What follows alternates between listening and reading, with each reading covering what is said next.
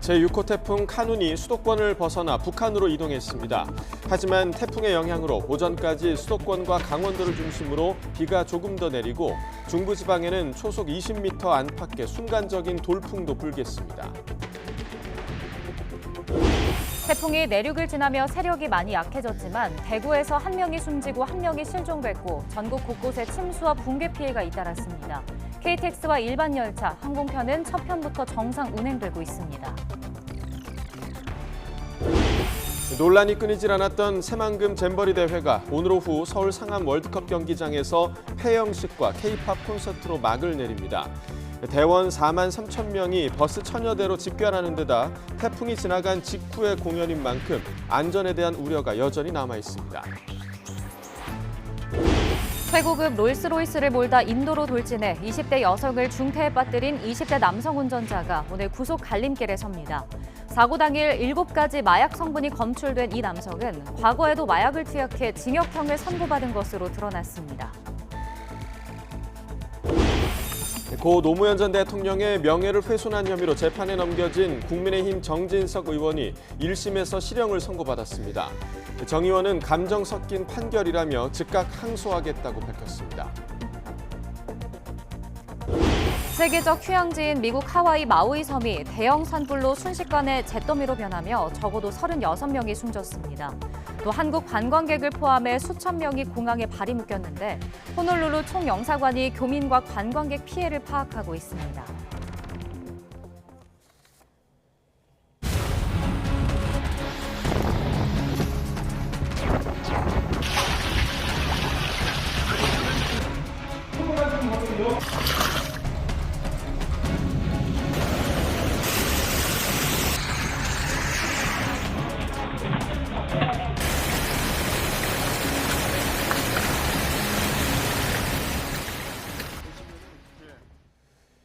시청자 여러분 안녕하십니까? 8월 11일 금요일 굿모닝 YTN 2부 시작합니다.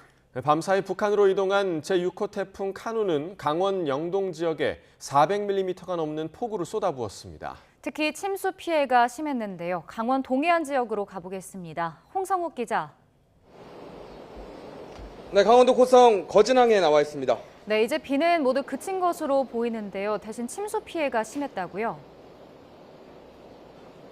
네, 맞습니다. 말씀하신 대로 비는 모두 그쳤습니다. 하지만 안심할 수만은 없습니다. 여전히 파도가 굉장히 높은 상황인데요. 잠시 바다 모습을 좀 보여드리면요. 2m에서 3m가 넘는 파도가 계속해서 몰아치고 있습니다. 때때로 이 해안가 도로로 넘어오는 월파 현상도 발생하고 있는데요. 해안가 도로 지나시는 분들 각별한 주의가 필요합니다. 말씀하신 대로 침수 피해도 굉장히 컸습니다. 이 일대 곳곳이 제 종아리 높이까지 물이 가득 찼었는데요. 시간당 70mm가 넘는 폭우가 쏟아지면서 곳곳이 침수됐습니다. 어젯밤 상황을 잠시 화면으로 보여드리면요. 도로가 마치 강처럼 변했습니다. 침수된 차량이 레커차에 실려 이동하기도 하고요. 주택과 상가마다 물이 가득 찼습니다. 연신 삽으로 물을 퍼내기도 하는데요. 빗물을 막기 위해 모래주머니를 쌓아도 소용이 없었습니다. 물건이 가득한 상가 내부에도 물이 찼습니다.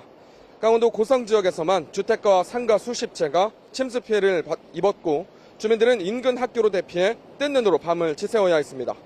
400mm의 폭우가 쏟아진 강원 동해안 지역에서 모두 800명이 넘는 주민이 어젯밤 대피했습니다. 침수 피해를 입은 주민의 말 직접 들어보겠습니다. 이게 다 침수가 돼서 지금 냉장고도 전기도 다 꺼지고 예, 어떻게 뭐 방법을 취할 수가 없어요. 저 방에도 물이 싹 다 들어오고 어떻게 방법을 취할 수가 없네.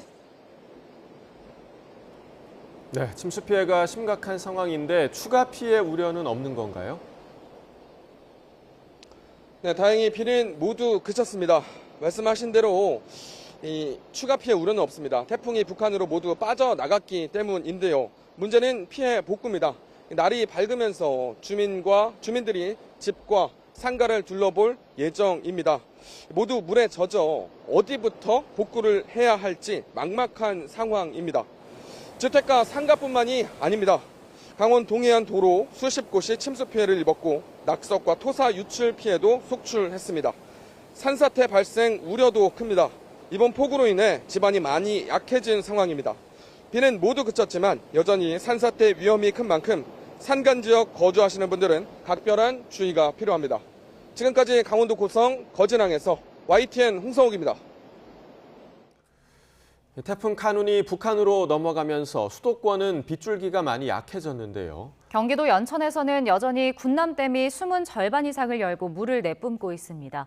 현장 나가 있는 취재기자 연결합니다. 권준수 기자. 네, 임진강 군남댐에 나와 있습니다. 네, 지금도 비가 조금은 내리고 있는 것 같은데 지금 댐 수위는 어떤가요? 네, 보이시는 것처럼 현재 군남댐은 수문 13개 중 절반 이상인 7개를 열고 물을 계속 내뿜고 있습니다. 평소 방류량의 2배가 조금 넘는 초당 480톤의 물을 방류하면서 수위를 조절하고 있는데요. 군남댐 수위는 현재 25m로 어젯밤 9시 기준 30m보다 조금 내려왔습니다.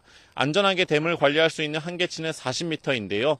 이곳 군남댐은 어제 오후 강한 빗줄기와 북한 환강댐에서 내려온 물로 인해 수위가 30m를 넘기도 했습니다. 임진강 가장 위쪽에 있는 필승교는 수위가 아직 하천 행락객 대피 기준인 1m 이상이기도 해서 긴장을 늦출 수는 없는데요.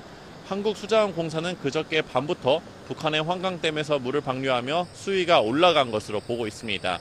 다만 밤사이 수위가 낮아진 탓에 북한에서 태풍 카눈의 영향이 약해지자 환강댐 방류량을 줄인 것으로 추정하고 있습니다.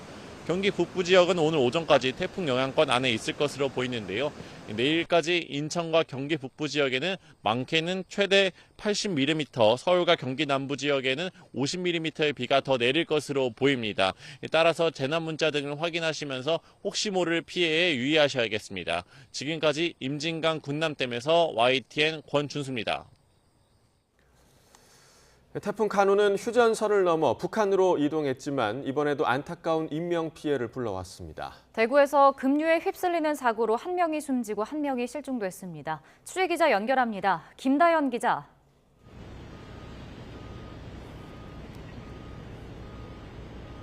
네, 저는 지금 대구 군위군 병수리 마을에 나와 있습니다. 네, 지금 현장 상황 어떻습니까? 네, 태풍 카눈은 북한으로 넘어갔지만 이 태풍이 남기고 간 흔적은 여전히 선명하게 남아 있습니다. 지금 제가 서 있는 곳은 하천 바로 옆에 있는 제방인데요. 원래 이 제방은 저 뒤로 길게 이어져야 하지만 어제 많은 비가 내린 탓에 완전히 끊어져 버렸습니다. 또 지금 제 뒤편으로는 작업을 하고 있는 굴착기들의 모습이 보이실 텐데요. 어제 많은 비가 내린 탓에 상수도관이 떠내려갔고 이걸 복구하는 작업을 진행하고 있습니다. 상수도관이 사라지면서 이곳 마을 일대는 물 공급이 끊겨 주민들이 큰 불편을 겪고 있습니다. 복구 작업은 빨라야 오늘 오전 중으로 가능할 전망입니다. 이곳 마을은 어제 낮 12시 40분쯤 많은 비가 내리면서 물에 잠기기 시작했습니다. 마을 주민 대부분이 대피했지만 67살 남성 A씨는 대피하지 못하고 불어난 물에 휩쓸렸습니다. 소방당국은 다른 신고를 받고 출동했다가 오후 1시 50분쯤 하천에 떠있는 A씨를 발견했습니다. A씨는 심정지 상태로 병원으로 옮겨졌지만 끝내 숨졌습니다. 군위군 관계자는 A씨가 물에 빠르게 차오를 줄 몰라서 대피가 늦어진 탓에 변을 당한 것 같다고 설명했습니다. 어제 오후 1시 50분쯤 대구 달성군 가창면에서는 휠체어를 탄 60대 남성 B씨가 물에 빠졌다는 신고가 접수됐습니다. 구조대가 수색에 나섰지만 현재까지 휠체어만 발견된 상태입니다. 소방당국은 A씨가 도로 옆 도랑에 빠져 급류에 휩쓸린 것으로 추정하고 인력 30명을 투입해 하천 인근을 수색했습니다. 수색 작업은 오늘도 이어지겠습니다. 경북 지역의 피해도 꽤 컸는데요. 어제 낮 12시 20분쯤 경북 예천의 한 건물 옥상에서 안전점검을 하던 40대 남성이 태풍으로 떨어진 합판에 맞아 눈을 다치는 사고가 났습니다. 또 경북 지역에서는 어제 오후 4시 기준 주민 21명이 소방에 구조됐습니다. 나무가 쓰러지거나 외벽이 떨어졌다는 피해도 접수돼서 소방이 조치에 나서기도 했습니다. 대구 경북에서 간밤 추가 인명 피해는 없었던 것으로 파악됐습니다. 지금까지 대구 군위군 병수리에서 YTN 김다현입니다. 태풍 카눈은 현재 북한으로 이동한 뒤 평양을 향해 북서진하고 있습니다. 태풍이 북상하며 중부지방의 비는 점차 잦아들겠지만 중부 서해안은 계속해서 바람이 강하게 불겠고 해안가에서는 강한 너울성 파도가 밀려오겠습니다. 자세한 태풍 상황과 날씨 기상센터 연결해 알아보겠습니다. 홍나실 캐스터. 네, 기상센터입니다. 네, 태풍이 현재 어디까지 북상한 건가요? 네, 현재 6호 태풍 카누는 평양 남남동쪽 90km 부근 육상에서 서북서진하고 있습니다.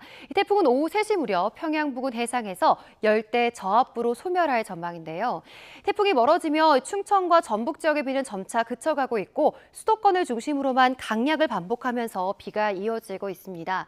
네, 앞으로 충청과 강원 지역의 비도 오후부터 잦아들겠습니다. 하지만 수도권 지역은 내일 새벽까지 비가 이어지는 곳이 있겠고요. 그 사이 경기 서부와 북부에 최고 60mm의 비가 더 내리겠고 서울 등 그 밖의 내륙에는 5에서 40mm의 비가 예상됩니다. 여전히 태풍의 영향권에 있는 수도권과 영서 북부, 충청 북부와 서해 중부 해상에는 태풍주의보가 발효 중입니다. 태풍이 북상하며 이 지역의 특보도 점차 해제되겠지만 해상과 해안가에는 파도가 매우 높게 일겠고요. 또 중부 서해안에는 초속 20m 안팎의 돌풍이 계속되겠습니다. 추가 피해가 없도록 주의해 주시기 바랍니다. 오후부터는 영서 남부와 충청 이남 곳곳으로 요란한 소나기가 쏟아질 수 있으니까요. 이들 지역에서는 외출하실 때 우산도 챙겨주시기 바랍니다.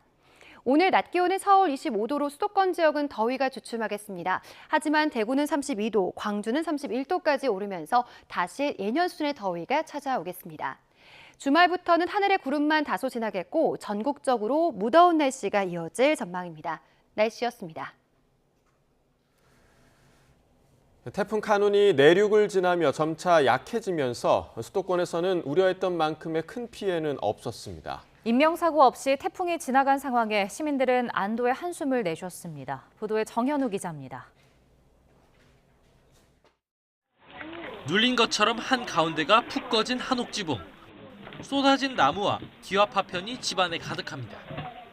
수도권이 태풍 영향권에 들어오면서 서울 종로구 한옥이 무너진 겁니다. 빈집이라 다친 사람은 없었지만 주변 주민들이 대피해야 했습니다. 저희가 이제 상황 종료되고 구청 인계하고 나온 뒤에 이재민 이재민 처리했다고 하더라고요. 이렇게 건물이나 가로수가 쓰러져 접수된 서울 지역 태풍 피해는 모두 10여 건. 다행히 인명사고는 없었습니다. 내륙에서 태풍의 위력이 낮아진 덕분으로 보입니다. 가로수 쓰러진 거 이런 것들은 그때부터 다 조치를 하고 있습니다. 크게 그런 상황은 없습니다. 덜렁덜렁 거려서 조치한 것들은 있어도. 한때 강하게 분 바람에 교회 첨탑이 쓰러지는 등 아찔한 일이 빚어졌지만 수도권에서도 다친 사람은 없었습니다. 큰 피해가 없이 태풍이 지나가자 상인과 건물 관리인들은 크게 안도했습니다. 이번에도 물에 잠길까 우려해 강남역 건물 주변 곳곳에는 이렇게 차단판도 올린 모습인데 걱정했던 일은 크게 없었습니다. 집으로 돌아가는 길을 염려하던 시민들도 놀랐던 가슴을 쓸어내린 것 같았습니다. 너무 늦게 가면 안 되겠다 생각을 좀 했고 좀 걱정해서 집 나올 때도 창문 다 닫고 했는데 생각보다 비가 많이 안 와서 다행인 것 같아요. 다만 오늘 오전까진 중부지방은 태풍 영향권에 있을 거란 기상청 예보도 있는 만큼 경계를 완전히 늦춰선 안 될 것으로 보입니다. YTN 정현우입니다. 이번 태풍으로 인해 며칠 전 새만금 잼버리 야영장에서 스카우트 대원들이 전원 철수했는데요. 비가 내리자 야영지 곳곳이 침수돼 폭염뿐 아니라 폭우에도 제대로 견디지 못하는 문제가 여실히 드러났습니다. 오점곤 기자가 현장을 다녀왔습니다. 새로 생긴 새만금 남북도로 부근. 영국 다음으로 철수를 결정한 미국 대표단과 유럽 대표단이 머물던 야영지입니다. 처음에 안쪽으로 운동화를 신고 들어갔다가 뒤돌아 나왔습니다. 장화를 신지 않고는 돌아다닐 수 없을 정도로 곳곳에 물이 들어찬 겁니다. 배수 통로에도 물이 가득 차서 물이 잘 빠지지도 않습니다. 네, 이곳은 태풍의 왼쪽 반원에 들어있기 때문에 상대적으로 경상도 쪽에 비해서 비가 적게 왔습니다. 그렇지만 이곳 잼버리 야영지인데요. 이곳에 물이 이렇게 많이 차 있고요. 그 옆에 있던 이 텐트 같은데요. 지금 바람에 쓰러져 있습니다. 야영장 전면 철수로 배수 펌프를 가동하지 않았다는 상황을 감안하더라도 캠핑을 못할 정도로 침수 상황은 심각했습니다.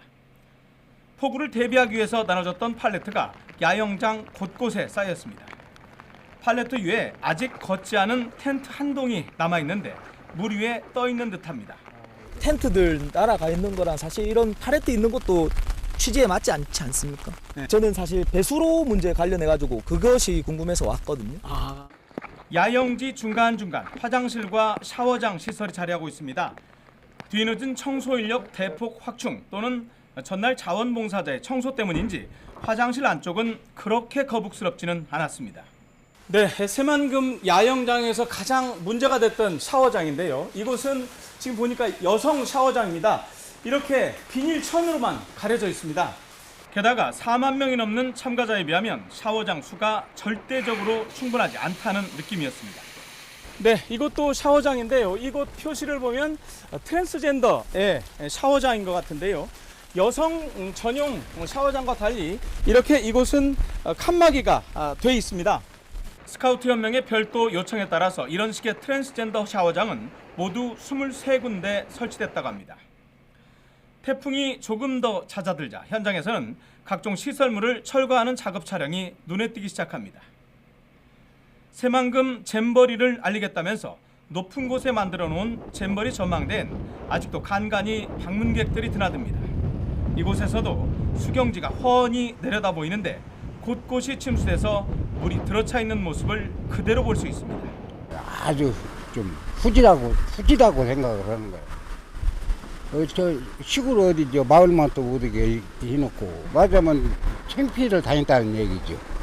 전체 잼버리 대표단 158개국 4만 5천여 명. 현재 전라북도 부안군 군민 4만 9천여 명. 부안군이 하나 더 생겼다가 일주일 만에 사라진 건데 태풍 뒤끝이라 그런지 그 뒷모습이 더 처량해 보입니다.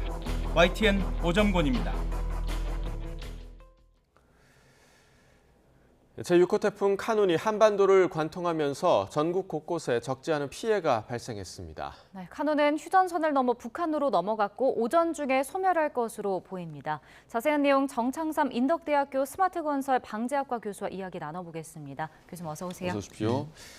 자, 이번 태풍 카눈 한반도를 수직 관통했는데 이런 경로는 좀 이례적인 경로였죠?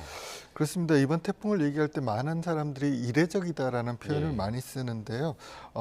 공간적으로도 그렇습니다. 한반도를 관통, 그러니까 남해안으로부터 시작해서 우리가 11시 방향으로 한반도를 관통하는 경우도 기상 관측 이래 처음 있었던 일이고요. 그다음에 한반도에 8월 초에 이제 상륙한 경우도 통계적으로 한 10% 미만입니다. 예. 그것도 이례적이고요.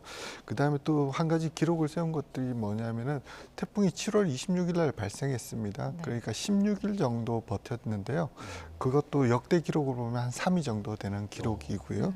그다음에 또 15시간 한반도를 통과했다는, 우리 남한을 15시간 통과했다는 것도 굉장히 기록적인 일이라고 할 수 있습니다. 네.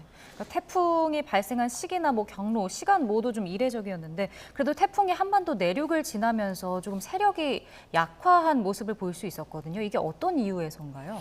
그렇습니다. 태풍을 강하게 하는 것은 해수의 따뜻한 온도고요. 그다음에 태풍을 약하게 하는 것은 상층의 제트 기류하고 그다음에 지형, 그러니까 산악에 의한 지형인데 지금 보면은 내륙을 통과하면서 강하게 하는 해수에 의한 에너지 공급이 없었다는 점. 그다음에 제트 기류가 없었기 때문에 굉장히 오랫동안 지속됐다. 대신 한반도에 그 산악 효과들이 많기 때문에 태풍이 내륙으로 오면서 약해졌다. 이런 효과들을 볼 수 있습니다. 네. 상륙을 하더라도 힘을 잃지 않을 거다 이런 전망도 있었는데 그나마 좀 다행이었던 결과가 아니었나 좀 생각이 들고요. 지난번 그러니까 한 달 전이었죠. 한 달 전에 장마 때처럼만큼의 큰 피해는 없었던 것 같습니다. 그러니까 한 달 전에 우리가 경험을 했기 때문에 그만큼 좀 한 달 동안 대비를 했다. 뭐 이렇게 봐도 되는 걸까요? 그렇습니다. 우리가 사실은 태풍은 조금 특징적인 재난입니다. 왜 그러냐면은 오는 예상 경로라든가 일시 같은 거, 강도 이런 것들이 거의 실시간으로 보도가 되잖아요. 예. 그러니까는 우리가 지자체라든가 이런 데서 대비하기가, 시민들도 대비하기가 쉬운데요. 사실 집중호우 같은 경우는 굉장히 유동적입니다. 그래서 지자체에서 대응하거나 시민들도 어느 정도 올지를 가늠하기가 굉장히 어려워서 이런 재난의 특징이 있고요. 그다음에 이번에 보면은 태풍을 조금 우리가 과다할 정도로 대비를 했는데요. 네. 이런 것들을 통해 가지고 재난이 경감되는 것은 굉장히 좋은 일이라고 할 수 있습니다. 네. 일단 북한으로 카눈이 넘어가긴 했지만 태풍의 영향이 좀 남아있어서 아직 비 오는 지역도 많은데 완전히 소멸될 때까지 좀 저희가 주의해야 할 점은 뭐가 있을까요? 그렇습니다. 지금 오늘부터 우리가 좀 주의해야 될 것은 이제 강풍, 돌풍에 의한 피해입니다. 왜 그러냐면은 태풍이 지나간 자리에 보면은 서쪽에 있는 건조 기단이 들어오거든요. 그러면 굉장히 한반도의 대기가 불안정하기 때문에 순간적으로 한 20m/s 정도 되는 강풍이, 돌풍이 발생할 수 있기 때문에 저희가 돌풍에 좀 유의를 해야 될 것 같고요. 그리고 수도권과 그다음에 서울 지역에는 내일 오전까지 계속 한 30에서 40mm 비가 더 올 거로 예상하고 있습니다. 네. 자, 뭐 장마에 그리고 한 달 만에 또 태풍이 오면서 전국 여러 지역 산에 이제 물을 많이 머금고 있지 않을까? 산이 그렇습니다. 물을 많이 머금고 있을 것 같은데 그러면 이제 산사태가 우려가 되잖아요. 예. 완전히 좀 집안이 안정화되기까지는 어느 정도의 시간이 걸릴까요? 그렇습니다. 지금 아마 함수율이 거의 100%까지 올라왔는데요. 사실 제일 우려했던 것은 영동 지방이었습니다. 어제 우리가 태풍이 이제 서울 부근으로 올 때 초반에는 기상청에서 영동 지역에 한 250mm 비가 더 온다고 예보를 했고요. 또 우리가 이제 속초나 그 일대 이제 보면은 시간당 한 8, 90mm 비가 왔던 상황이었습니다.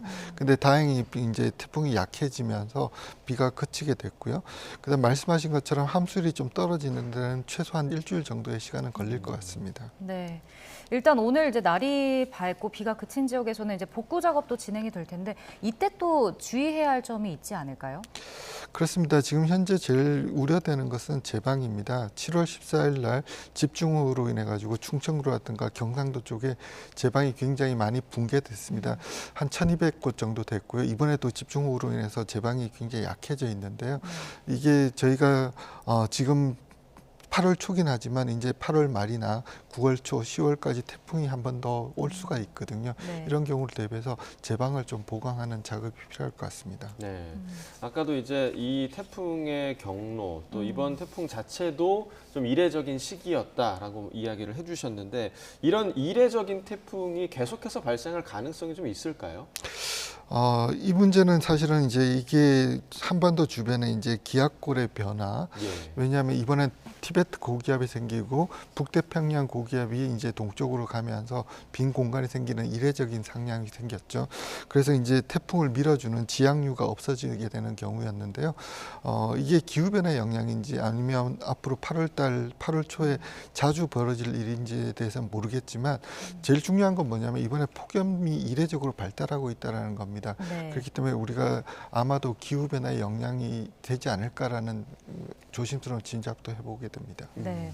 또 이제 궁금한 게 사실 개인이 이제 집에서 이제 무너진 이렇게 축대라든지 주택을 좀 복구하는 경우도 있을 거 아니에요. 오늘 날이 밝으면. 그렇습니다. 이럴 때 이렇게 좀 더 주의해야 할 사항도 있을까요?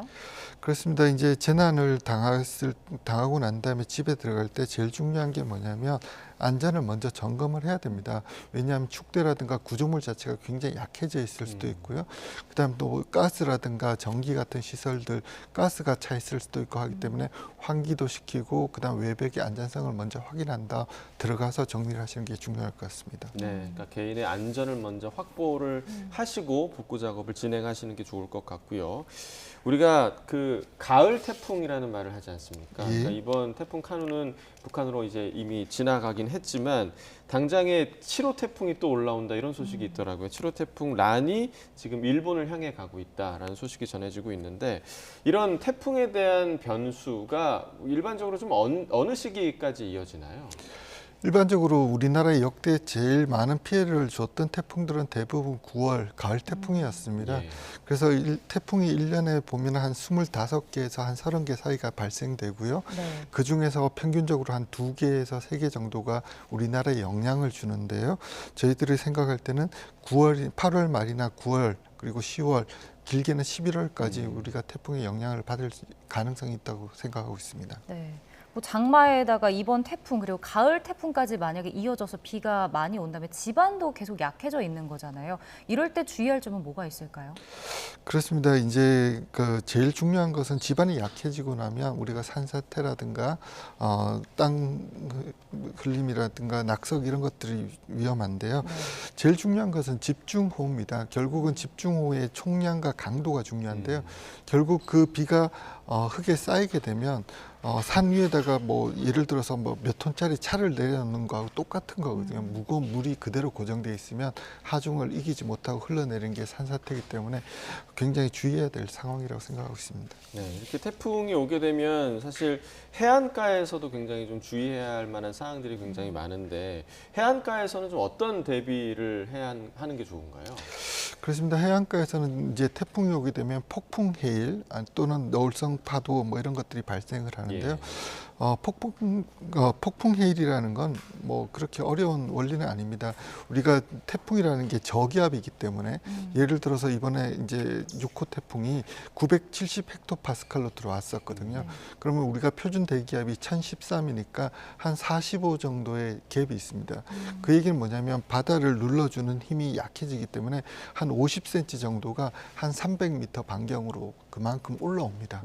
그렇게 올라와서 눌러주는 힘이 약해진 상황에서 시속 30m/s 정도의 강풍이 불어주게 되면 뭐 작게는 3, 4m, 많게는 한 7, 8m까지 오게 됩니다.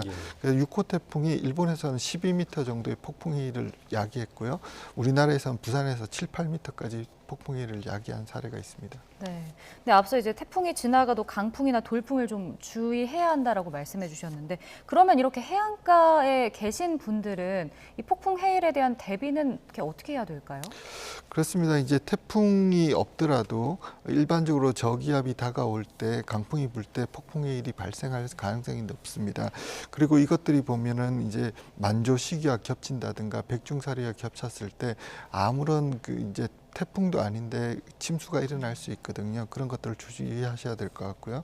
그다음 또 특히 여름철에는 해안가 쪽에서 보면 이와는 다르게 이제 이안류 같은 것들이 발생할 확률이 높기 때문에 항상 그 바다에서의 상황을 좀 모니터링을 하셔야 될 것 같습니다. 네, 저희가 이런 태풍이 이제 예보될 때마다 그 뭐 출근길, 퇴근길에 대중교통 이용해라 뭐 이런 소식을 좀 많이 전해드리곤 하는데 어쩔 수 없이 또 차량으로 이동해야 할 경우가 있잖아요. 저도 오늘 아침에 출근을 하면서 제 앞에 바로 앞에 있는 택시가 한 바퀴 도는 거를 눈앞에서 봤습니다. 그러니까 그런 사고가 일어날 수가 있는데 이런 사고를 좀 예방하기 위해서 어떤 경각심을 좀 가져야 할까요?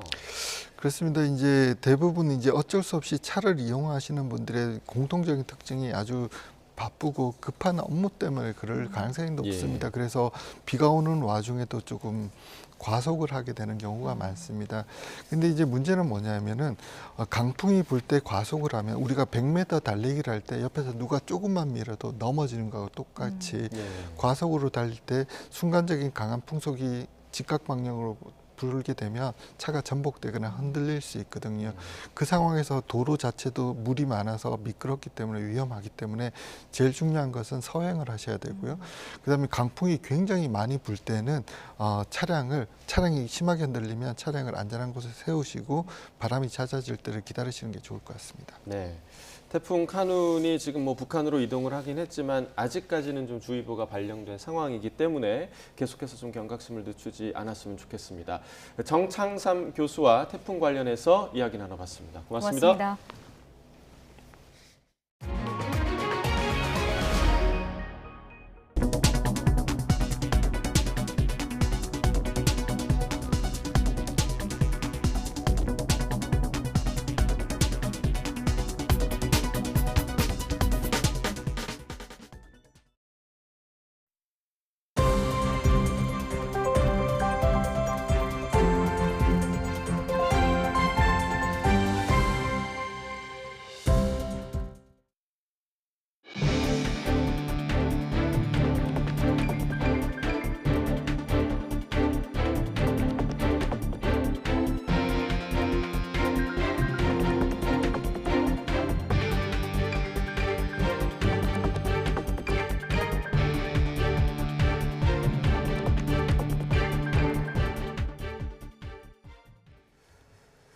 네, 태풍 카눈이 북한으로 이동하면서 내륙의 태풍주의보 조금 전에 모두 해제됐습니다. 하지만 중부 서해안에는 계속해서 강한 바람이 불겠고 해안가에선 너울성 파도를 주의하셔야겠습니다. 자세한 날씨 알아봅니다. 홍나실 캐스터. 네, 기상센터입니다. 네, 중서부 지방의 태풍주의보가 모두 해제됐다고요? 네, 그렇습니다. 태풍이 점점 더 북쪽으로 물러나며 서울 등 중서부 지방에 남아있던 태풍특보가 조금 전에 모두 해제가 됐습니다. 하지만 여전히 동해상과 서해상에는 풍랑특보가 그리고 중부 서해에는 강풍주의보가 내려졌는데요. 오늘도 해안가에서는 강풍이 이어지겠고 또 너울성 파도도 매우 높게 일겠습니다. 해안가 안전사고에는 계속해서 주의해 주시기 바랍니다. 또한 중서부 지방에는 오늘 오후까지도 비가 이어지겠습니다. 현재 수도권과 강원 영서, 충남 북부를 중심으로 시간당 10mm 안팎의 비가 내리고 있는데요. 앞으로 경기 서부와 북부에 최고 60mm, 서울 등 그 밖의 내륙에는 5에서 40mm의 비가 내리겠고요. 수도권 지역에만 내일 새벽까지 비가 오락가락 이어지는 곳이 있겠습니다. 비가 그친 뒤에는 대체로 흐린 하늘이 이어지겠고 오늘 오후부터 영서 남부와 충청 이남 곳곳으로 유난한 소나기가 지날 수 있겠습니다. 이들 지역에서도 외출하실 때 우산 챙겨주시기 바랍니다. 오늘 낮 기온은 서울 25도로 수도권 지역은 더위가 주춤하겠지만 대구는 32도, 광주는 31도까지 오르면서 그 밖의 지역은 다시 예년 수준의 더위가 찾아오겠습니다. 주말부터는 하늘에 구름만 다소 지나겠고 전국적으로 무더운 날씨가 이어질 전망입니다. 날씨였습니다. 태풍 카눈 진로의 오른쪽 위험반원에 위치한 강원 동해안 지역에 400mm가 넘는 물폭탄이 쏟아졌습니다. 주택과 도로 곳곳이 침수되고 하천 범람 우려로 주민들이 긴급 대피하는 등 피해가 속출했습니다. 강원 영동 피해 상황 황보혜경 기자가 정리했습니다. 시멘트 바닥이 갈라져 황토색 흙이 그대로 드러나 보입니다. 장독대와 화분들이 아래로 쓸려 내려가 어지럽게 널브러져 있습니다. 강원도 강릉시 교동에 있는 5층짜리 아파트에서 담장이 무너져 내리는 사고가 났습니다. 태풍 카눈이 몰고 온 거센 비바람에 아파트 담장을 받치던 축대가 붕괴한 겁니다. 축대가 이렇게 무너지면서 담이 붕괴됐고 건물 가까이 이렇게 이제 침식이 되면서 이거 자칫 잘못하면은 아파트가 붕괴할 수도 있겠다. 다친 사람은 없었지만 주민 10여 명이 당분간 임시대피소에 머무르게 됐습니다. 유리문을 열자 누런 흙탕물이 왈칵 밀려 들어옵니다. 가게 안은 발목까지 물이 차 첨벙거리고 미처 건지지 못한 물건들이 둥둥 떠다닙니다.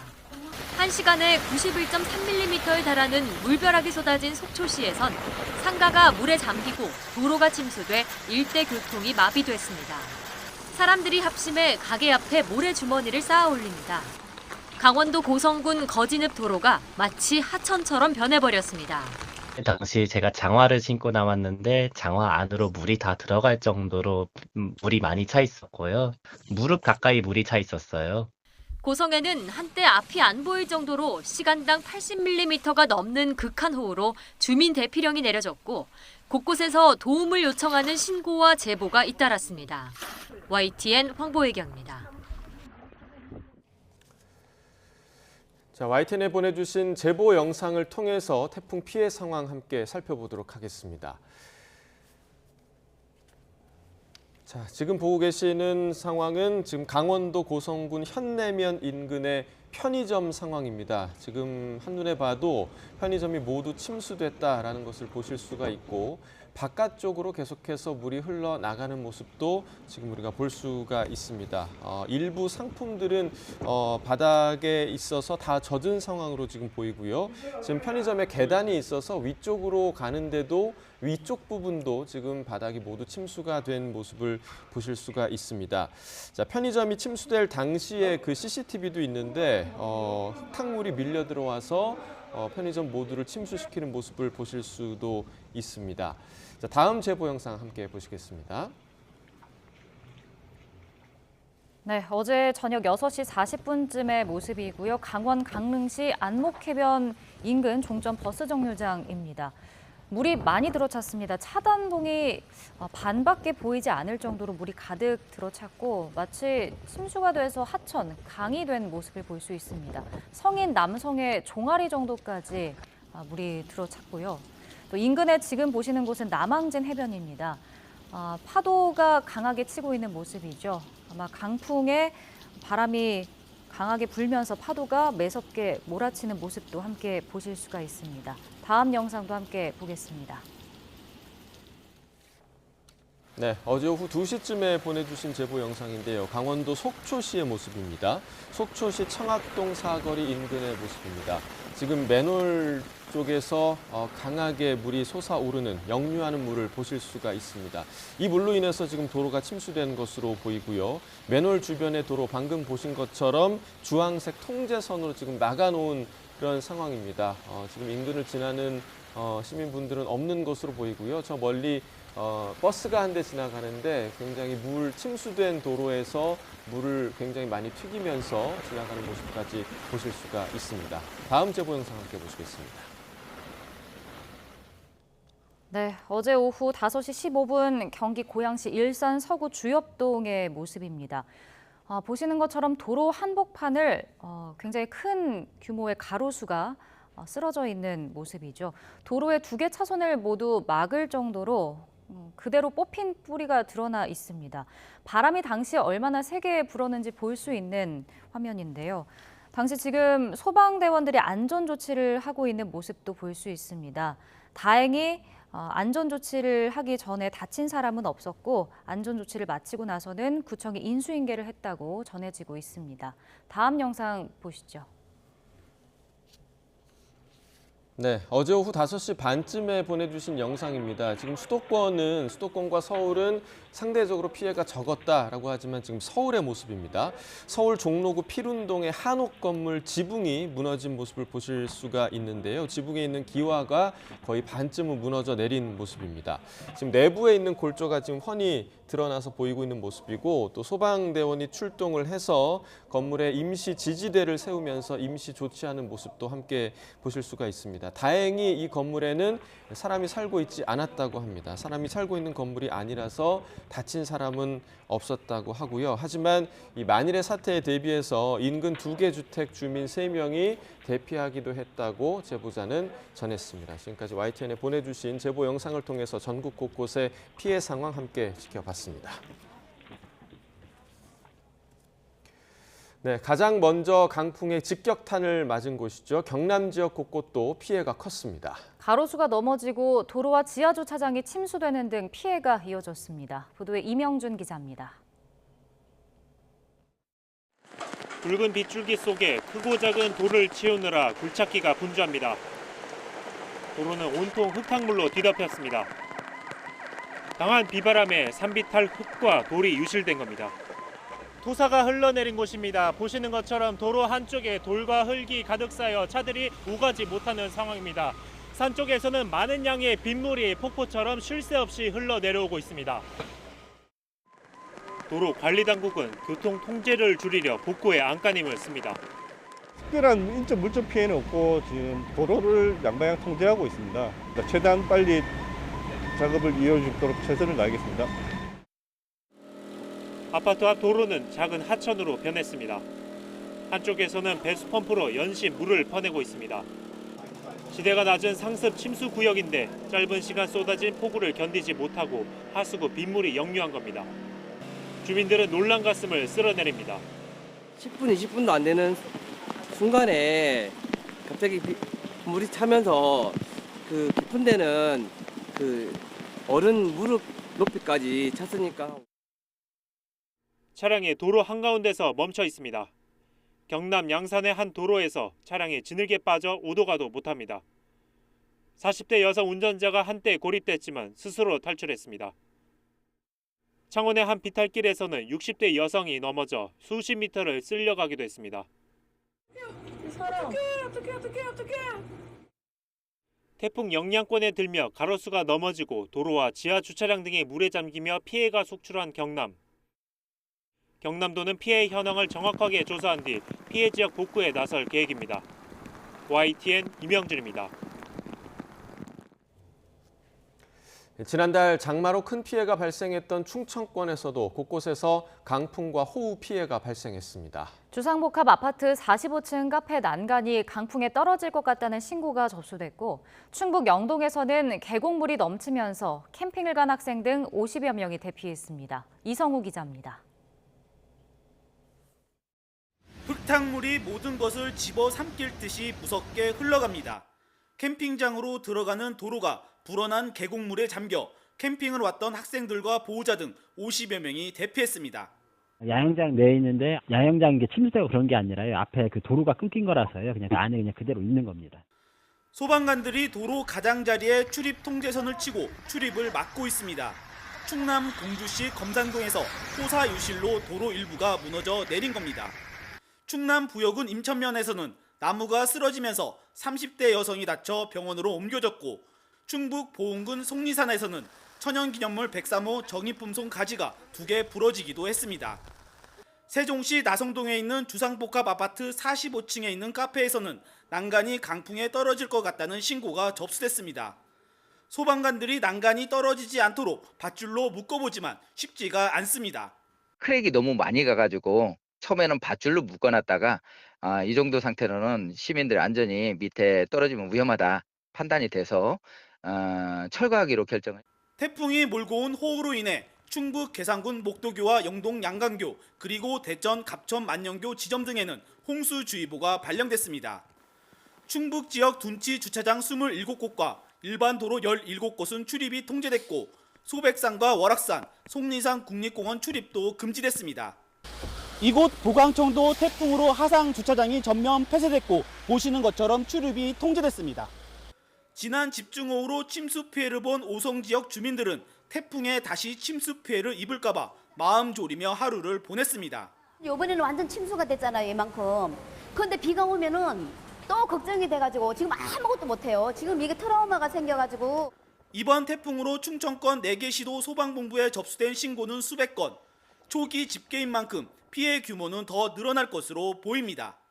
YTN 이성호입니다. 대구에서는 사망과 실종 사고가 발생했습니다. 중앙재난안전대책본부는 어제 대구 군위군에서 67세 남성이 순환 사고로 숨졌고, 또 달성군에서는 전동 휠체어를 타고 가던 한 명이 하천에 추락해 실종됐다고 밝혔습니다. 중대본은 그러나 두 사고 모두 태풍과 직접적인 관련이 있는지 확인되지 않았다며 태풍 인명피해 집계에 포함하지 않고 정확한 사고 원인을 파악하고 있습니다.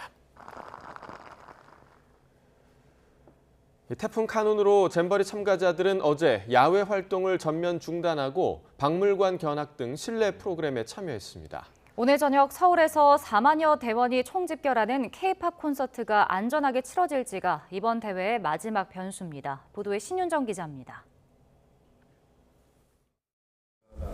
새만금 잼버리 아랍에미레이트 대표단 60여 명이 서울 용산구 국립중앙박물관을 찾았습니다. 신라의 황금 문화를 보여주는 금관의 화려함에 눈을 떼지 못하고 박물관 중앙에 우뚝 선 경천사지 10층 석탑의 웅장함에 놀랍니다. 태풍으로 야외 활동은 못했지만 전문적인 영어 해설을 들으며 우리 문화와 역사를 접한 데 만족감을 드러냈습니다. It's my first time in Korea so far, and I'm loving it. I've loved to see these artifacts, and there's very new information and very new knowledge. 이처럼 전국 각지 박물관과 미술관 등에서 공연과 전시를 관람하고 태권도 등 실내 체육 활동과 첨단 산업 현장 견학 등의 프로그램이 이어졌습니다. 이제 잼버리 대회의 대미를 장식할 폐영식과 K-팝 콘서트만 사실상 남은 상황. 조기 퇴영한 영국 대표단까지 4만 3천여 명 대원이 총집결하는 만큼 안전관리가 비상입니다. 각종 통로별 소방 200여 명, 경찰 600여 명이 배치되어 행사장 인파관리와 긴급 환자 발생 시 신속한 구조 구급 활동을 실시하고, 이를 위해 숙소에서 경기장까지 이동하는 버스마다 전담 요원을 배치하고 오후 2시부터 3시간 반 동안 순차 입장하기로 했습니다. 현장에는 응급 의료소가 설치되고 구급차가 배치되며 간이 화장실도 추가됩니다. 태풍 카눈이 한반도를 관통하면서 각종 안전사고 우려도 큽니다. 빗길에 전국에서 버스 1000여 대가 수시간에 걸쳐 이동하는 데다 강풍에 무대 장치와 시설물 등이 날아갈 수 있습니다. 또 무대 설치와 전기 작업 등이 미리 이루어져야 하는 만큼 현장 작업 인력 안전도 비상입니다. 태풍에 대비하여 무대를 지지하는 와이어 보강 등을 진행하였습니다. 아울러 풍속에 따른 공연장의 시설 및 조치와 관련한 매뉴얼에 따라 대응을 하고 있습니다. 콘서트가 끝나는 밤 9시부터 대원들은 숙소로 다시 이동할 예정이어서 또 한 번의 수송 작전이 무사히 끝날 때까지 안심할 수 없을 전망입니다. YTN 신윤정입니다. 제6호 태풍 카눈이 규슈 서쪽을 스치듯 빠져나가자마자 일본은 7호 태풍 란의 이동 경로에 긴장하고 있습니다. 일본 기상청에 따르면 란은 도쿄에서 남쪽으로 1000km가량 떨어진 오가사와라 제도 남동쪽 해상에서 시속 15km 속도로 이동하고 있습니다. 태풍의 중심 기압인 975헥토파스칼이며 중심 부근의 최대 풍속은 초속 30m, 순간 최대 풍속은 초속 45m입니다. 란은 당분간 북서진하면서 내일 오가사와라 제도에 접근해 폭풍과 높은 파도를 일으킬 것으로 일본 기상청은 내다봤습니다.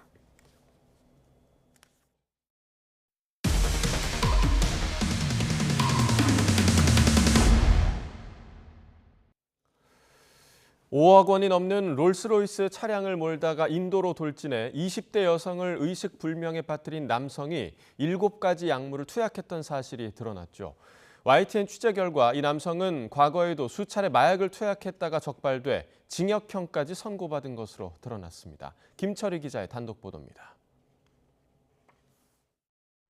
지난 2일 저녁 서울 압구정동에서 롤스로이스를 운전하다 인도를 덮쳐 20대 여성을 그대로 들이받은 28살 신모 씨. 끔찍한 사고에도 반성하는 기색은 없었고 똑바로 서 있기 힘든 듯 몸을 제대로 가누지 못하는 모습을 보였습니다. 사고 당일 향정신성의약품 2종을 맞는 등 마약 정밀 검사에서 검출된 약물만 케타민을 포함해 모두 7가지에 달했습니다. 환각 상태에서 사고를 낸 게 아니냐는 의혹이 나오는데 YTN 취재 결과 신 씨가 마약을 투약한 건 이번이 처음이 아니었습니다. 지난 2016년 20대 초반부터 마약에 손을 댔다 덜미를 잡힌 것으로 파악됐습니다. 신 씨는 2016년 7월부터 2017년 3월 사이 공범과 함께 인터넷 등에서 구매한 필로폰을 5차례에 걸쳐 투약한 것으로 확인됐습니다. 적발된 필로폰의 양은 일회용 주사기 16개 분량이었습니다. 재판부는 신 씨가 소년 보호 처분을 받은 걸 빼곤 처벌을 받은 적이 없다며 징역 1년에 집행유예 3년을 선고했습니다. 또 보호관찰과 함께 80시간의 마약 중독 치료 수강을 명령했습니다. 신 씨는 보호관찰 프로그램을 이수하던 2019년 지인들과 공모해 필로폰을 수수한 혐의로 다시 재판에 넘겨졌지만 증거 불충분으로 무죄 판결을 받기도 했습니다. 신 씨를 석방했다 뒤늦게 구속영장을 신청해 논란을 자초한 경찰은 신 씨의 마약 전과를 인지하고 있었다고 밝혔습니다. 다만 정밀검사 결과 등 확실한 증거가 확보되기 전까진 구속을 담보할 수 없어 풀어준 거라고 해명했습니다. 신 씨 차에 깔린 20대 피해자가 사고 발생 10일째에도 의식을 찾지 못하는 가운데 신 씨의 구속 여부는 중앙지방법원 영장실질심사를 거쳐 결정됩니다. YTN 김철입니다. 분당 서현역 인근에서 1명을 숨지게 하고 13명을 다치게 한 혐의를 받는 최원종이 검찰에 넘겨졌습니다. 경기 남부경찰청은 어제 살인과 살인 예비 등의 혐의로 22살 최원종을 구속 송치했습니다. 송치에 앞서 취재진 앞에 선 최원종은 피해자와 유가족분들에게 죄송하다며 병원에 계신 분들은 빨리 회복하셨으면 좋겠다고 말했습니다. 또 자신은 몇 년 동안 조직 스토킹의 피해자였고 집 주변에 조직원들이 많이 있다고 생각해 범행을 저질렀다고도 주장했습니다. 이와 관련해 경찰은 최원종의 사이코패스 여부를 논할 수 없다면서 이번 사건은 망상에 의한 이상 동기 범죄에 해당한다고 밝혔습니다. 해병대 전 수사단의 항명 혐의를 수사하고 있는 국방부 검찰단이 오늘 오전 박정훈 전 수사단장을 소환해 조사합니다. 국방부 검찰단은 박 전 수사단장을 상대로 고 최수근 상병 순직 사건 수사 자료를 민간 경찰에 이첩하는 것을 보류하라는 해병대 사령관의 지시를 이행하지 않은 이유를 집중적으로 캐물을 방침입니다. 이와 관련해 박정훈 전 수사단장 측 대리인인 김경호 변호사는 박정훈 전 수사단장이 이번 사건과 관련한 자신의 입장을 밝힐 예정이라고 밝혔습니다. 고 노무현 전 대통령의 명예를 훼손한 혐의로 재판에 넘겨진 국민의힘 정진석 의원이 1심에서 실형을 선고받았습니다. 정 의원은 받아들이기 어려운 감정 섞인 판결이라며 항소하겠다고 밝혔습니다. 최도희 기자가 보도합니다. 국민의힘 정진석 의원은 지난 2017년 9월 노무현 전 대통령 서거와 관련한 SNS 글을 올렸습니다. 박연차 전 태광실업 회장에게 뇌물을 받은 혐의로 검찰 조사를 받은 뒤 부부싸움 끝에 스스로 목숨을 끊었다는 내용입니다. 유족은 정 의원이 고인의 명예를 훼손했다며 고소했습니다. 검찰은 5년 만에 정 의원을 벌금 500만 원 약식 재판에 넘겼지만 법원은 정식 재판을 열었습니다. 검찰이 구형한 벌금형보다 무거운 징역 6개월, 실형을 선고했습니다. 재판부는 정 의원의 글 내용이 악의적이거나 매우 경솔한 공격이라 표현의 자유란 이름으로 보호받을 수 없다고 판단했습니다. 다만 국회의원 활동을 제한할 때는 신중할 필요가 있다며 법정 구속하지는 않았습니다. 정 의원은 비상식적 판단이라고 반발하면서 항소할 뜻을 밝혔습니다. 수긍하고 받아들이기 어려운 판단입니다. 다분히 감정이 섞인 판단이다. 전 이렇게밖에 이해가 안 됩니다. 항소하겠습니다. 이번 판결이 대법원까지 그대로 이어진다면 정 의원은 의원직을 잃게 됩니다. YTN 최두입니다. 국민의힘은 이에 대해 정치적 판결이라고 비판했습니다. 강민국 수석 대변인은 논평에서 1년 남은 총선에서 공천을 받으려는 정치적 의도가 아니라면 이해하기 어려운 판결이라며 이같이 밝혔습니다. 이어 당장 김건희 여사의 명예를 훼손한 민주당 장경태 의원에게도 똑같은 판결을 할 자신이 있느냐며 막말과 명예훼손을 일삼아온 민주당에 더한 철퇴가 내려져야 마땅하지 않냐고 반문했습니다. 이철규 사무총장도 자신의 SNS에 그들이 최고 존엄으로 생각하는 분에 대한 불경죄로 처단한 것이 아닌지 의심된다고 적었습니다. 더불어민주당 김은경 혁신위원회가 당대표 선출에서 대의원 투표를 배제하고 중진 의원들의 용퇴를 촉구하는 3차 혁신안을 발표하고 조기 예산했습니다. 당내에선 거센 반발이 나왔고 국민의힘은 용두삼이라고 비판했습니다. 보도에 조성호 기자입니다. 민주당 혁신위원회는 당 대표와 최고위원을 선출할 때 대의원 투표를 폐지하는 세 번째 혁신안을 내놨습니다. 기존 30% 반영하던 대의원 표 비중을 없애고 권리당원 70%, 국민 여론조사 30%로 뽑자고 제안한 겁니다. 당원분들이 당을 운영을 해나가는 데 있어서 자신의 권리를 챙기고 효능감을 느낌으로써 이 당 안에 무사히 자리를 잡을 수 있도록. 선출직 공직자 평가에서 하위 10%에게 경선에서 40%까지 표를 감산하도록 현역 의원 물갈이 기준도 강화했습니다. 3선 이상 중진 의원들에게는 불출마를 촉구했습니다. 노인 비하 발언 등으로 논란을 자초한 김은경 위원장의 거듭된 사과로 혁신위는 예정보다 한 달 일찍 활동을 마쳤습니다. 혁신위원회 활동을 성원해 주시고 응원해 주신 모든 분들께 감사드립니다. 또한 그동안 부족한 말로 불편함을 드린 점에 대하여 정중히 사과드립니다. 다음 주 정책의원총회와 이달 말 당 워크숍에서 채택 여부가 논의될 예정입니다. 비명계는 이재명 대표 강성 지지층과 친명계 요구만 대폭 받아들였다고 반발했습니다. 이원욱 의원은 SNS에서 혁신할 수 없는 분들이 내놓은 안이라고 깎아내리면서 이 대표부터 용퇴를 결단하라고 비판했습니다. 국민의힘은 김 위원장의 기행 끝에 민심과 동떨어진 이 대표를 위한 혁신안을 쫓기듯 내놓았다며 용두삼이라고 비꼬았습니다. YTN 조성호입니다.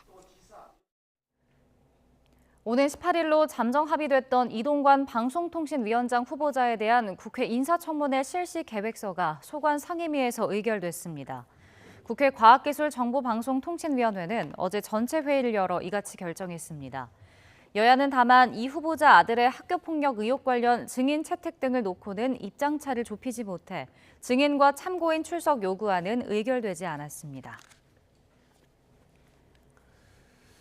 상반기까지 나라 살림 적자가 83조 원으로 정부가 제시한 연간 전망치에서 25조 원 가까이 초과됐습니다.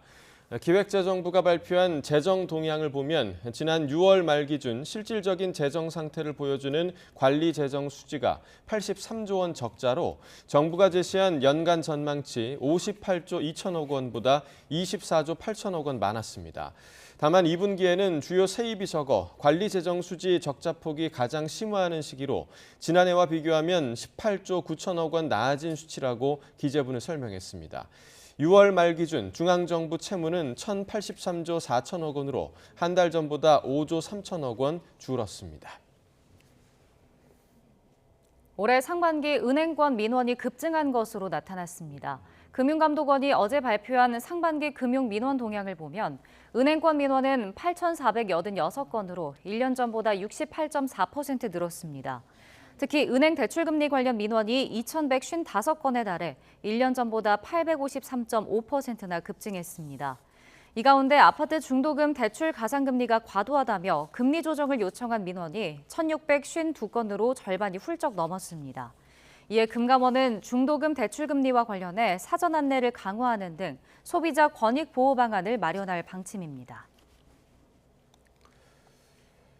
전국의 아파트값이 오름폭을 조금씩 키우며 4주 연속 상승세를 이어가고 있습니다. 서울 아파트 매매 가격은 12주째 상승했습니다. 역전세 우려 속에 전세 가격도 3주 연속 상승세를 지속했습니다. 한국부동산원이 8월 첫째 주 아파트 가격 동향을 조사한 결과 전국 아파트 매매 가격은 0.04% 상승했습니다. 지난주보다 상승폭도 0.01%포인트 높아졌습니다. 서울, 경기, 인천 등 수도권이 상승을 이끌었습니다.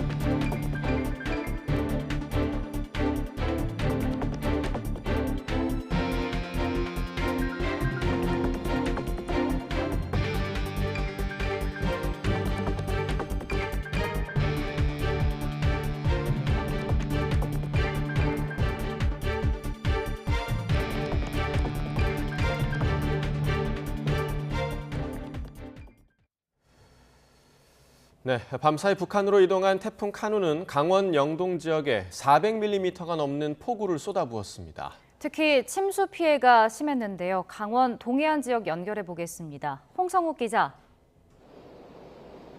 네, 강원도 고성 거진항에 나와 있습니다. 네, 강원도는 침수 피해가 심했다고요? 네, 그렇습니다. 말씀하신 대로 침수 피해가 굉장히 컸습니다. 다행히 비는 모두 그쳤습니다. 추가 피해, 태풍으로 인한 직접적인 추가 피해 우려는 없는 상황인데 문제는 해안가 파도가 굉장히 높습니다. 바다 쪽을 잠시 좀 보여드리면 이렇게 거친 파도가 계속해서 몰아치고 있는데요. 때때로 파도가 도로까지 넘어오는 월파 현상도 발생하고 있습니다. 해안가 도로 다니시는 분들 각별한 주의가 필요합니다. 말씀하신 대로 침수 피해도 굉장히 컸습니다. 이 일대 곳곳이 제 종아리 높이까지 물이 가득 찼었는데요. 시간당 70mm가 넘는 폭우가 쏟아지면서 곳곳이 침수되기도 했습니다. 어젯밤 상황을 잠시 화면으로 보여드리면요. 도로가 마치 강처럼 변했습니다. 침수된 차량이 레커차에 실려 이동하기도 하고요. 주택과 상가마다 물이 가득 찼습니다. 연신 삽으로 물을 퍼내기도 하는데요. 빗물을 막기 위해 모래주머니를 쌓아도 소용없었습니다. 물건이 가득한 상가 내부에도 물이 가득 찼습니다. 강원도 고성 지역에서만 주택과 상가 수십 채가 침수 피해를 입었고 주민들은 인근 학교로 대피해 뜬 눈으로 밤을 지새워야 했습니다. 400mm의 폭우가 쏟아진 강원 동해안 지역에서 모두 800명이 넘는 주민이 어젯밤 대피했습니다. 침수 피해를 입은 주민의 말 직접 들어보겠습니다. 이게 다 침수가 돼서 냉장고도 전기도 다 꺼지고 예, 어떻게 뭐 방법을 취할 수가 없어요. 저 방에도 물이 싹 다 들어오고 어떻게 방법을 취할 수가 없네. 네, 태풍이 물러나긴 했지만 앞으로 추가 피해 우려는 없는 겁니까? 네, 말씀하신 대로 추가 피해 우려는 없습니다. 비가 모두 그쳤고 태풍도 북한 지역으로 빠져나가 사실상 소멸한 상태이기 때문입니다. 문제는 피해 복구입니다. 날이 밝으면서 대피했던 주민들이 돌아와 주택과 상가를 살펴볼 것으로 보이는데요. 모두 물에 젖어 어디서부터 복구를 시작해야 할지 막막한 상황입니다. 주택과 상가뿐만이 아닙니다. 강원 동해안도로 수십 곳이 침수 피해를 입었고 낙석과 토사 유출 피해도 속출했습니다. 산사태 발생 우려도 큽니다. 이번 폭우로 인해 집안이 많이 약해진 상황입니다. 비는 모두 그쳤지만 여전히 산사태 위험이 큰 만큼 산간 지역 거주하시는 분들은 각별한 주의가 필요합니다. 지금까지 강원도 고성 거진항에서 YTN 홍서욱입니다. 태풍 카눈이 북한으로 이동하면서 내륙의 태풍주의보는 모두 해제됐습니다. 하지만 오전까지 중부 서해안에는 매우 강한 바람이 불겠고 해안가에는 너울성 파도가 높게 일겠습니다. 기상센터 연결해서 자세한 날씨 알아봅니다. 신미림 캐스터. 네, 기상센터입니다. 네, 태풍주의보가 모두 해제됐다고요? 네, 태풍이 점차 멀어짐에 따라서 서울 등 중서부 지방에 남아있던 태풍주의보는 모두 해제됐는데요. 하지만 서해상과 동해상에는 여전히 풍랑특보가 발효 중이고 중부 서해안에는 오전까지 강한 바람이 불겠습니다. 현재 빗줄기는 시간당 10mm 안팎으로 많이 약해졌지만 수도권과 영서, 충남에는 태풍의 영향으로 비가 계속되고 있습니다. 앞으로 경기 서부와 북부에는 최고 60mm, 서울 등 그 밖의 지역에도 5에서 40mm의 비가 더 내리겠고요. 수도권 지방은 내일 새벽까지도 오락가락 이어지는 곳이 있겠습니다. 하늘 표정은 대체로 흐린 가운데 오후부터 영서 남부와 충청 이남 곳곳에는 소나기도 지나겠습니다. 태풍의 영향으로 수도권 지방은 더위가 주춤하겠지만 남부를 중심으로는 다시 무더위가 찾아오겠는데요. 오늘 서울의 한낮 기온은 25도 선에 그치겠고요. 대전은 29도, 대구는 32도 선을 보이겠습니다. 주말부터는 전국적으로 무더운 날씨가 이어질 전망입니다. 지금까지 날씨 정보였습니다.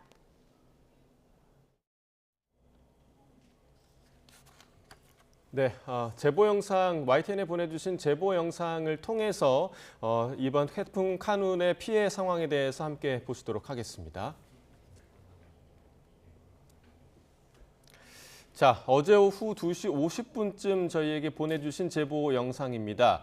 이 강원도 고성군 현내면 인근의 편의점 상황을 현재 보시고 계신데요. 지금 바닥이 물에 가득 차 있는 모습을 보실 수가 있습니다. 편의점 물품도 바닥으로 떨어져서 지금 바닥 물 위에 떠다니는 모습을 보실 수가 있고요. 물이 바깥쪽으로 지금 흘러나가는 모습도 보실 수가 있습니다.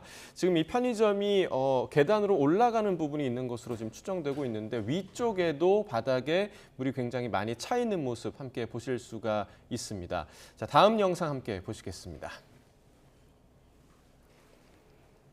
네, 이곳은 어제 저녁 6시 40분쯤이고요. 강원도 강릉시 앙목해변 종점 버스 정류장 인근입니다. 비로 인해서 침수가 돼서 강으로 변해버린 도로의 모습이고요. 보시는 것처럼 차단봉은 절반밖에 보이지 않는 상황이었습니다.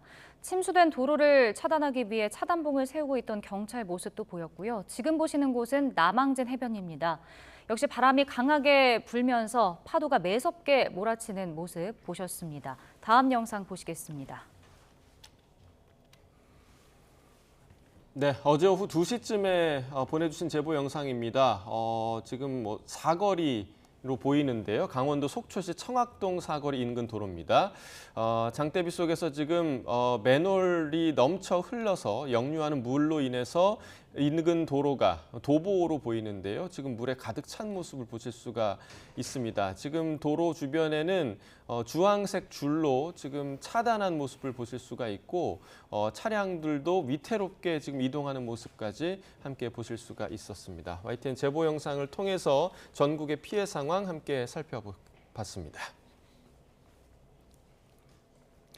네, 태풍은 북한으로 물러났지만 여전히 바람이 강해서 운전하실 때 주의가 필요합니다. 한국도로공사 연결해서 현재 고속도로 상황 살펴보겠습니다. 조혜진 캐스터 전해주시죠. 네, 고속도로 중에서는 태풍으로 인해 현재 전면 통제된 곳은 없는 상태입니다. 다만 지금도 이렇게 비바람이 거센 만큼 감속 주행을 해주셔야겠는데요. 고속도로 중에서 지금 통제된 곳도 없는 가운데 정체 구간도 많지 않아서 대체로 수월하게 이동 가능하겠습니다. 하지만 역시나 비가 많이 내리면서 속도 못 내고 있는 상황이니까요. 20에서 50%까지 충분히 감속 주행해 주시기 바랍니다. 네, 비가 지나간 남부지방으로는 여전히 태풍의 흔적이 남아 있습니다. 있습니다. 통영-대전선 통영-나들목 부근으로는 비탈면 유실 관련 작업을 하고 있고요. 10번 남해선도 진주 2터널 부근 비슷한 작업을 하고 있으니까요. 전방 주시 철저히 하면서 이동하셔야겠습니다. 아직까지는 태풍의 영향으로 도로 곳곳이 비에 젖어 있습니다. 그 가운데 15번 서해안선 금강대교 부근 서울 방향으로는 1차로에 사고 차량 서 있는 상태고요. 이런 날 교량이나 다리 위는 특히 더 주의하셔야겠죠. 20에서 50%까지 충분히 감속 주행해 주시기 바랍니다.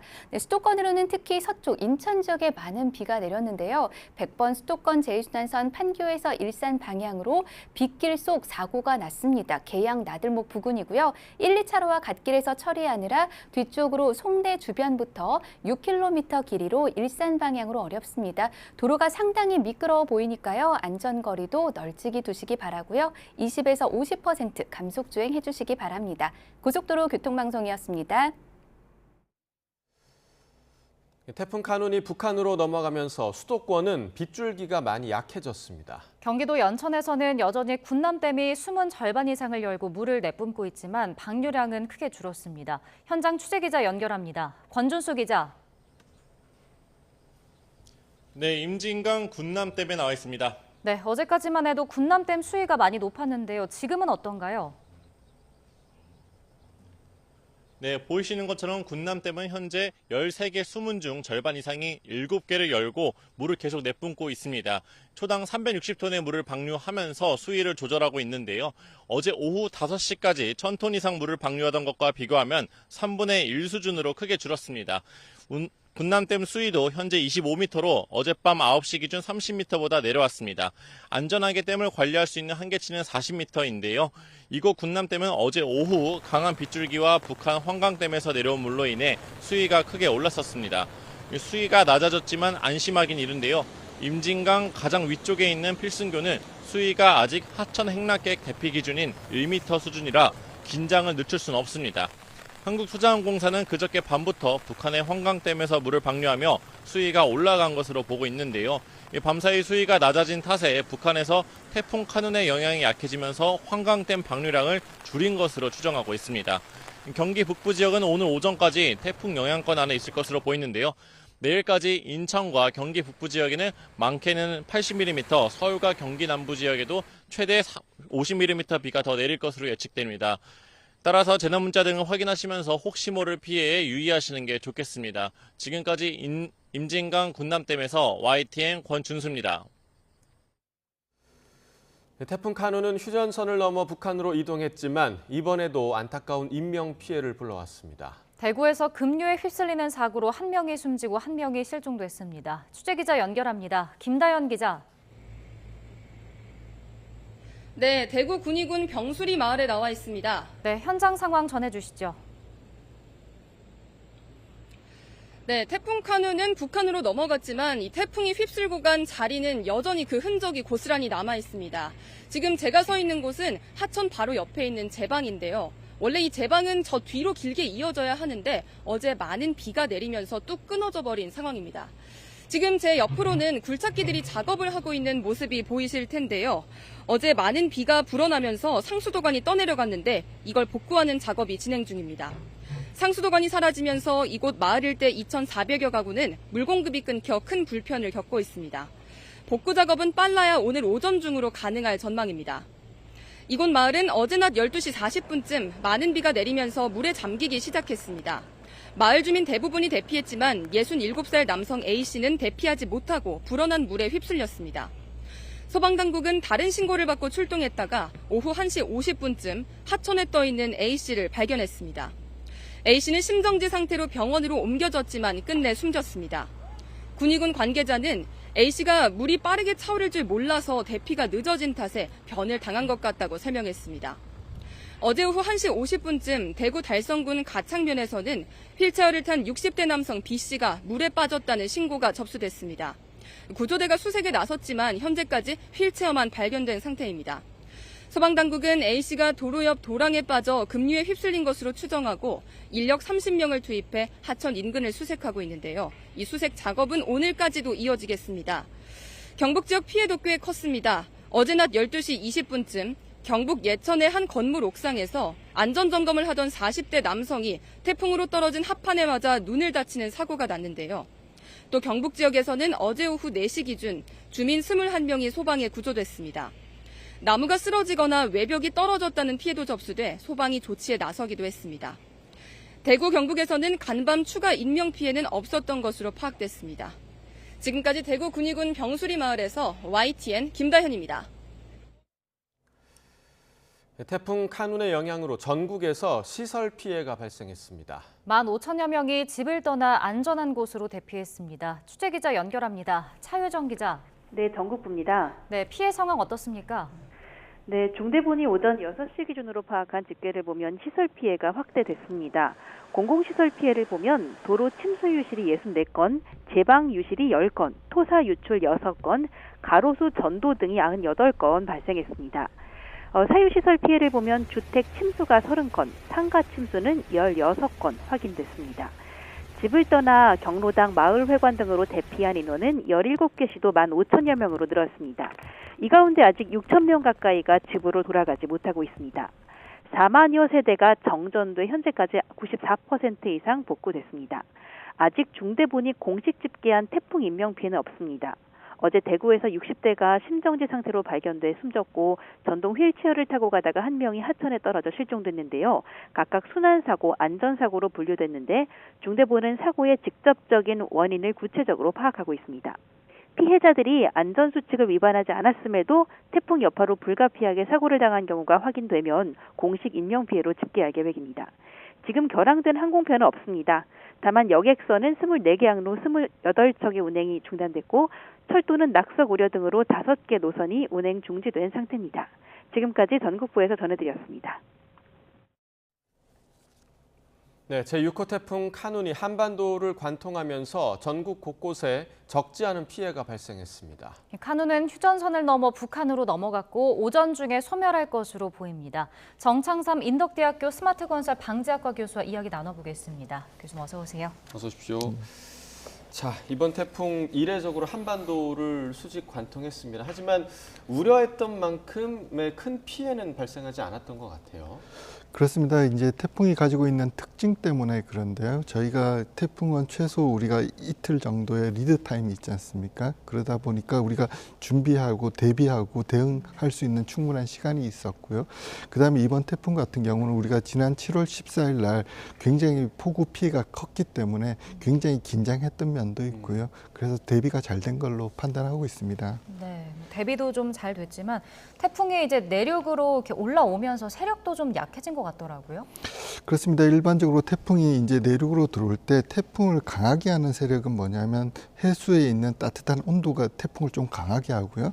그다음 또 태풍을 좀 약하게 하는 것은 육지에 있는 지형적인 효과들, 산맥 같은 것들이 약하게 하고 또 높은 고도에 있는 제트 기류가 이제 태풍을 약하게 합니다. 근데 이번에 보면 내륙을 통과하면서 해수온이 공급이 없었기 때문에 더 이상 성장하지를 못했고요. 그다음에 우리 한반도의 70%가 산맥으로 되어 있기 때문에 지형 효과에서 태풍이 이제 좀 약해졌고요. 근데 좀 오랜 기간 동안 계속 태풍의 형태를 유지한 이유는 뭐냐면 한반도 상공에 제트 기류가 없었습니다. 그래서 15시간 동안 계속 이동하면서 태풍의 형태를 유지했던 것 같습니다. 네, 그런데 이제 한반도에 상륙을 해도 그 세력을 잃지 않을 거다 이런 전망이 있었기 때문에 저희가 굉장히 대비가 필요하다 이런 얘기를 했었던 거거든요. 그런 예상이 있었던 이유는 좀 어디에 있었을까요? 그렇습니다. 왜냐하면 아직까지 우리 이제 기상 관측 이래로 한반도를 직접적으로 통과한 이제 우리가 연구 대상이 없었던 거가 가장 큰 이유 중에 하나고요. 그 다음에 또 저희가 보면은 큐슈 지역을 지나면서 한 1000mm 가까운 비를 많이 뿌렸습니다. 근데 그 지역의 해수 온도가 굉장히 높았고요. 또 한반도 대한해협을 통과할 때 이동 속도가 느려서 대한해협에 있는 고온의 에너지를 좀 빨아들일 줄 알았는데 그 이동 속도가 조금 빨라지면서 그 에너지를 다 흡수를 못한 것 같은 느낌이 듭니다. 네. 일단 북한으로 카눈이 넘어갔고 오전 중에 소멸할 것으로 보이는데 아직까지는 비 오는 곳도 있고 태풍의 영향을 받고 있잖아요. 혹시 완전히 소멸될 때까지 어떤 점을 시청자분들께 당부하고 싶으신가요?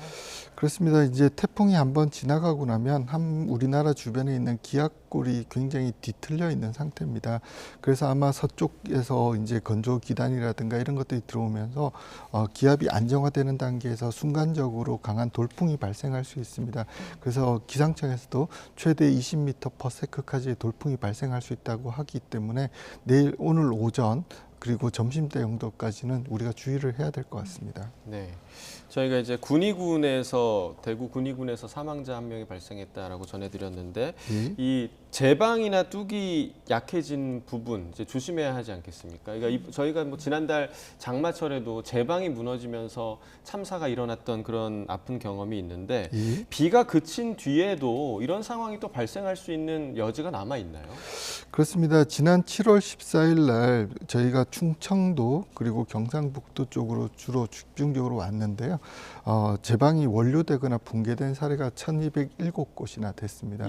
굉장히 많았고요. 또 특히 이번에 완전히 이제 우리가 응급 복구만 한 상황에서 이번 태풍이 올라오면서 이제 군위에서도 보면은 많은 이제 제방들이 붕괴된 사례들이 있습니다. 그래서 이 제방들이 약해져 있는 상황에서 비가 조금만 오더라도 제방이 붕괴될 수 있는 어떤 특정 지점들이 있거든요. 그런 지점들이 위험하기 때문에 제방에 대한 안전도 점검을 좀 더 우리가 보강할 필요가 있다고 생각하고 있습니다. 네, 뭐 이뿐만이 아니고 사실 장마도 있었고 이번 태풍 때문에 집안도 많이 약해져 있고 산사태 우려도 좀 있잖아요. 그렇습니다. 이런 부분에서 집안이 좀 안정화되기까지는 얼마나 시간이 더 걸릴까요? 지금 현재 우리가 7월 14일 날 이제 비가 많이 오고 난 다음에 굉장히 위험했다가 그래도 한 보름 정도의 시간을 지니면서 함수율이 좀 떨어졌긴 했지만 지금 이번에도 보면은 거의 전국적으로 그 100mm 이상의 비가 다 왔기 때문에 함수율이 한 100% 정도 된 것 같습니다. 그래서 지금 앞으로 한 일주일에서 보름 정도는 지나면은 함수율이 이제 정상적이 될 것 같고요. 그 이후에 태풍이 오면 이제 산사태 날 때 그 당시에 강우의 총량이나 강우 강도에 따라서 산사태의 경향은 나타날 걸로 생각하고 있습니다. 네, 그럼 비가 그친 후에도 뭐 비가 안 오더라도 산사태가 일어날 가능성도 있는 건가요? 그렇습니다. 비가 그친 다음에도 산사태가 나는 경우들이 있고요. 그다음에 제방도 마찬가지입니다. 물이 빠지면서 제방이 붕괴되는 사례도 있습니다. 네. 자, 이제 날이 밝으면서 곳곳에서 피해 입은 지역은 이제 복구 작업도 진행이 될 텐데 뭐 침수됐던 상가, 주택 이런 것들을 복구할 때 주의할 점이 있다면 뭐가 있을까요? 그렇습니다. 침수가 된 상황에서 보면은 건물 자체의 안전도를 먼저 점검을 해야 됩니다. 그래서 강한 바람도 있었고요. 그다음에 빗물이 들어가서 구조물의 안전성을 흐트러뜨릴 수도 있기 때문에 먼저 안전 점검을 하셔야 될 것 같고요. 그다음에 가스 누출이라든가 전기 같은 것들이 이제 감전 사고도 있을 수 있고 가스에 의한 폭발도 있을 수 있기 때문에 환기를 충분히 시키시고 그다음 전기를 차단한 이후에 가서 안전 점검을 한 다음에 복구 작업을 하시는 것이 중요할 것 같습니다. 네. 자, 이제 오늘이 금요일이고 내일이 주말입니다. 혹시라도 이제 주말에 야외 활동 계획하고 계신 분들, 뭐 등산이나 야영 같은 거 계획하신 분들도 있으실 텐데 이분들 아직은 주의해야 하죠. 그렇습니다. 이제 첫 번째 주의해야 될 것이 하천이나 계곡입니다. 왜 그러냐면은 예전에 안정화된 하도를 가지고 있을 때는 깊은 곳과 얕은 곳을 대부분 아시기 때문에 그냥 이렇게 물놀이를 하실 수 있는데요. 태풍이나 이렇게 급류가 한번 발생하고 나면 깊은 곳과 얕은 곳이 바뀔 수도 있고요. 그다음에 갑자기 깊은 곳이 발생했을 수도 있기 때문에 물놀이 때 조금 주의를 하셔야 될 것 같고요. 그다음에 집안이 굉장히 약해져 있는 상황이기 때문에 조그만 충격에도 이런 여러 가지 나무가 쓰러진다든가 이런 피해가 날 수 있기 때문에 주변이 안전한 곳인지 아닌지 먼저 체크를 하시는 것이 중요할 것 같습니다. 네, 집안도 약해져 있고 아직까지 비 소식이 있으니까 안전에 더 유의를 하셔야겠습니다. 자, 근데 저희가 앞서 전해드렸는데 이제 순환사고로 한 명이 숨지고 하천에서 실종된 그런 안전사고도 있었잖아요. 근데 아직까지 정부가 공식 집계한 그 인명피해는 없는 것으로 나타나더라고요. 이게 뭐 차이가 있는 건가요? 그렇습니다. 지금 현재 이제 중대본에서는 판단하기를 안전사고로 판단하고 있는 것 같습니다. 결국은 이제 현장 조사라든가 이런 것들이 필요하겠지만 결국은 사망의 직접적인 원인이 태풍이었냐 아니냐, 그다음에 개인의 과실이 있냐 없냐 이런 여러 가지 면을 보기 때문에 중대본에서 직접적으로 현장 조사를 통해서 최종적으로 판단을 내릴 걸로 생각하고 있습니다. 네. 지금 사실 또 이제 안심하면 안 될 부분이 이제 태풍이 이게 끝이 아니잖아요. 우리가 그렇습니다. 가을 태풍으로 또 부르기도 하는데 7호 태풍 란이 당장 이제 일본을 향해서 오고 있습니다. 어느 정도 좀 변수가 있을 것으로 보시나요? 그렇습니다. 이번에 참 우리가 좀 아이러니하게도 5호 태풍 독수리는 중국의 수도를 향해서 예. 갔고요. 그다음 6호 태풍은 이제 우리 한반도를 관통했고 네. 또 7호 태풍은 지금 도쿄 쪽으로 향하고 있습니다. 근데 이제 역대적으로 보면 1년에 25개, 평균적으로 25개 정도의 태풍이 발생하는데요. 우리 한반도에는 2개에서 3개 정도가 평균적으로 영향을 주고요. 그리고 대부분의 이제 한반도에 가장 큰 피해를 줬던 태풍들은 가을 태풍입니다. 네. 그래서 9월, 10월에 발생했던 태풍들이 굉장히 피해를 많이 줬는데요. 이번에도 보면은 9월 달이라든가 10월, 길게는 11월 달까지 태풍의 상륙을 조금 우리가 걱정해야 될 것 같습니다. 네. 지금 그 도쿄를 향해 가고 있다라고 말씀을 해주셨는데 태풍 란이 이게 또 진로를 변경할 가능성도 있는 건가요? 우리나라를 향해서? 우리나라 쪽으로 올 확률은 별로 없는 것 같습니다. 일단은 왜냐하면 이미 동진을 하고 있기 때문에 아마 지금 일본에서도 도쿄 시내 쪽으로 올 건지 방향이 바뀔지 유동적이라고 지금 일기예보는 전달하고 있습니다. 네. 또 다른 가을 태풍이 언제 어디서 또 발생할지 모르는 일이기 때문에 계속해서 긴장의 끈을 놓치면 안 될 것 같습니다. 태풍과 관련해서 정창삼 교수와 이야기 나눠봤습니다. 고맙습니다.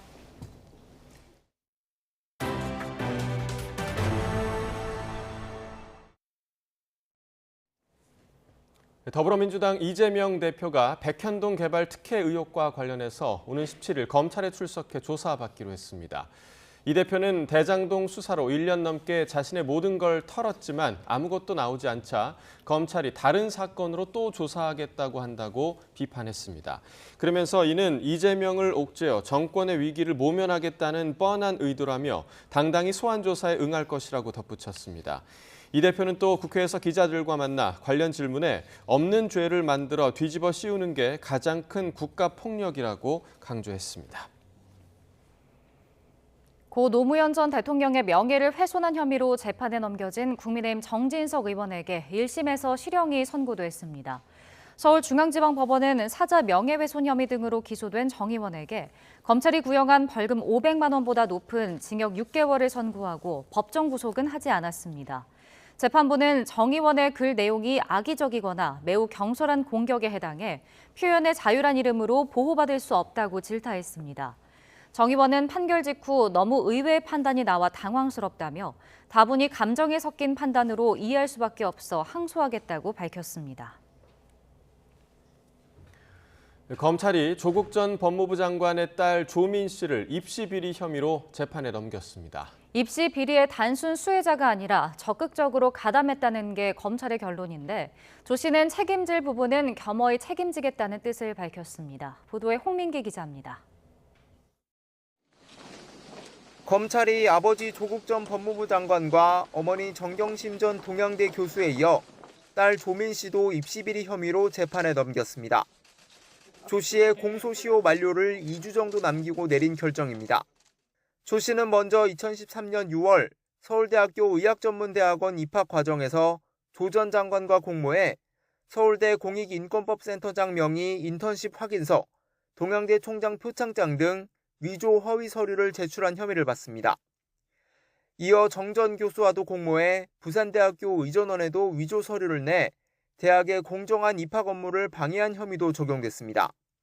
검찰 관계자는 위조된 서류를 대학에 제출한 것은 모두 조 씨였다며 입시 비리의 단순 수혜자가 아니라 적극적으로 가담한 사실이 이미 대법원 판결로 확정됐다고 설명했습니다. 하지만 조 씨가 확정된 사실도 일부 부인하고 있고 공범인 조 전 장관 부부의 재판이 진행 중인 만큼 검찰 단계에서 사건을 종결하는 것보다 사법부의 최종 판단을 통해 논란 소지를 줄이는 것이 바람직하다고 판단했다고 강조했습니다. 앞서 대법원은 지난해 1월 정 전 교수의 부산대 의전원 입시비리 혐의의 유죄를 확정했고 서울대 의전원 관련 혐의도 조 전 장관의 1심에서 유죄가 인정됐습니다. 최근 조 씨가 자신의 입학을 취소한 고려대와 부산대 상대 소송을 취하하는 등 입장을 바꾼 데 대해서도 조 씨를 소환해 진짜 뜻을 물었지만 진술이 일관되지 않았다는 게 검찰의 설명입니다. 같은 혐의로 일가족을 모두 기소하는 것이 형사 관행에 어긋난다는 지적에 대해선 유사 사례 등을 종합해 내린 결정이라고 밝혔습니다. 또 지난달 열린 입시비리 혐의 항소심 재판에서 조 전 장관이 관련 혐의를 부인한 게 영향을 미쳤을 거란 해석엔 공범의 혐의 인정 여부에 따라 기소를 결정하지 않았다고 선을 그었습니다. 정경심 교수의 유죄가 대법원에서 확정된 이후 당사자와 가족들은 이를 겸허히 받아들이고 스스로를 돌아보고 있습니다. 조 씨는 자신의 SNS에 재판에 성실히 참여하고 책임질 부분이 있다면 겸허히 책임지겠다고 밝혔습니다. 역시 입시비리 혐의를 받는 조원 씨에 대한 처분이 아직 남아있는 만큼 조 전 장관 일가를 둘러싼 논란은 더 이어질 전망입니다. YTN 홍민기입니다. 분당 서현역 흉기 난동범 최원종이 피해자들에게 죄송하다면서도 스토킹 집단 때문에 범행을 저질렀다는 망상 증세를 여전히 드러냈습니다. 경찰은 최원종의 사이코패스 여부를 판단할 수 없다고 결론 내리고 이번 사건은 정신질환에서 비롯된 범죄라고 거듭 확인했습니다. 우철희 기자입니다. 짧은 머리에 덥수룩한 수염, 분당 서현역 흉기 난동범 최원종이 검찰에 송치되기 전 얼굴을 그대로 드러낸 상태로 포토라인 앞에 섰습니다. 피해자와 유가족에게 죄송하다면서 사과의 뜻을 먼저 밝혔습니다. 지금 병원에 계신 피해자분들은 빨리 회복하셨으면 좋겠고 사망한 피해자분들께 애도의 말씀 드리고. 하지만 피해 망상 증세는 여전했습니다. 스토킹 집단의 지속적인 괴롭힘 때문에 범행을 저질렀다는 납득하기 어려운 말을 이어간 겁니다. 너무 괴로워가지고 제 집 주변에 조직 스토킹 스토커들이 많이 있다고 생각했거든요. 그래가지고 제 집 주변에 있던 사람들을 죽여야겠다고 생각했습니다. 최원종을 넘겨받은 검찰은 전담 수사팀을 꾸리고 범행 경위와 동기 등에 대한 보완 수사에 주력한다는 계획입니다. 이런 가운데 경찰은 최원종의 사이코패스 여부를 판단할 수 없다고 결론 내렸습니다. 정신질환이 확인돼 사이코패스 평가 대상으로 적합하지 않다는 이유를 들었습니다. 사이코패스 평가 요인 4가지 가운데 대인관계와 정서적 문제에 대한 세부 문항 채점이 불가능하다는 겁니다. 그러면서 경찰은 이번 사건을 망상에 의한 이상 동기 범죄, 즉 묻지마 범죄에 해당한다고 거듭 밝혔습니다. YTN 우철입니다. 서울 강남구에서 롤스로이스 차량을 몰다가 인도로 돌진해 행인을 크게 다치게 한 20대 남성 운전자가 과거에도 마약을 투약해 징역형을 선고받은 것으로 드러났습니다. 서울 북부지방법원은 지난 2017년 필로폰을 투약한 혐의로 20대 신모 씨에게 징역 1년을 선고하고 형 집행을 3년 유예했습니다. 신 씨는 공범과 함께 2016년 7월부터 2017년 3월 사이 인터넷 등에서 필로폰을 구매한 뒤 5차례에 걸쳐 투약한 것으로 파악됐습니다. 신 씨는 보호관찰 프로그램을 이수하던 2019년 무렵에도 지인들과 공모해 필로폰을 수수한 혐의로 기소됐다가 증거 불충분으로 무죄 판결을 받기도 했습니다.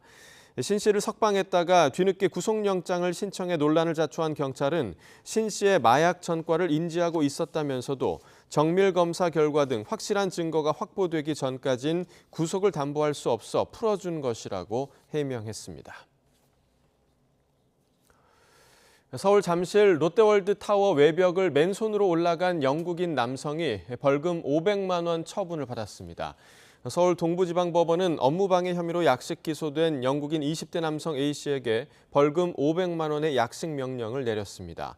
A씨는 지난 6월 새벽 지상 123층짜리 롯데월드타워 외벽을 맨손으로 등반해 사측의 관리 보안 업무를 방해한 혐의로 약식 기소됐습니다. 북한 김정은 위원장이 당 중앙군사위를 주재하고 강한 군대 필요성을 강조하면서 더 공세적인 전쟁 준비를 지시했습니다.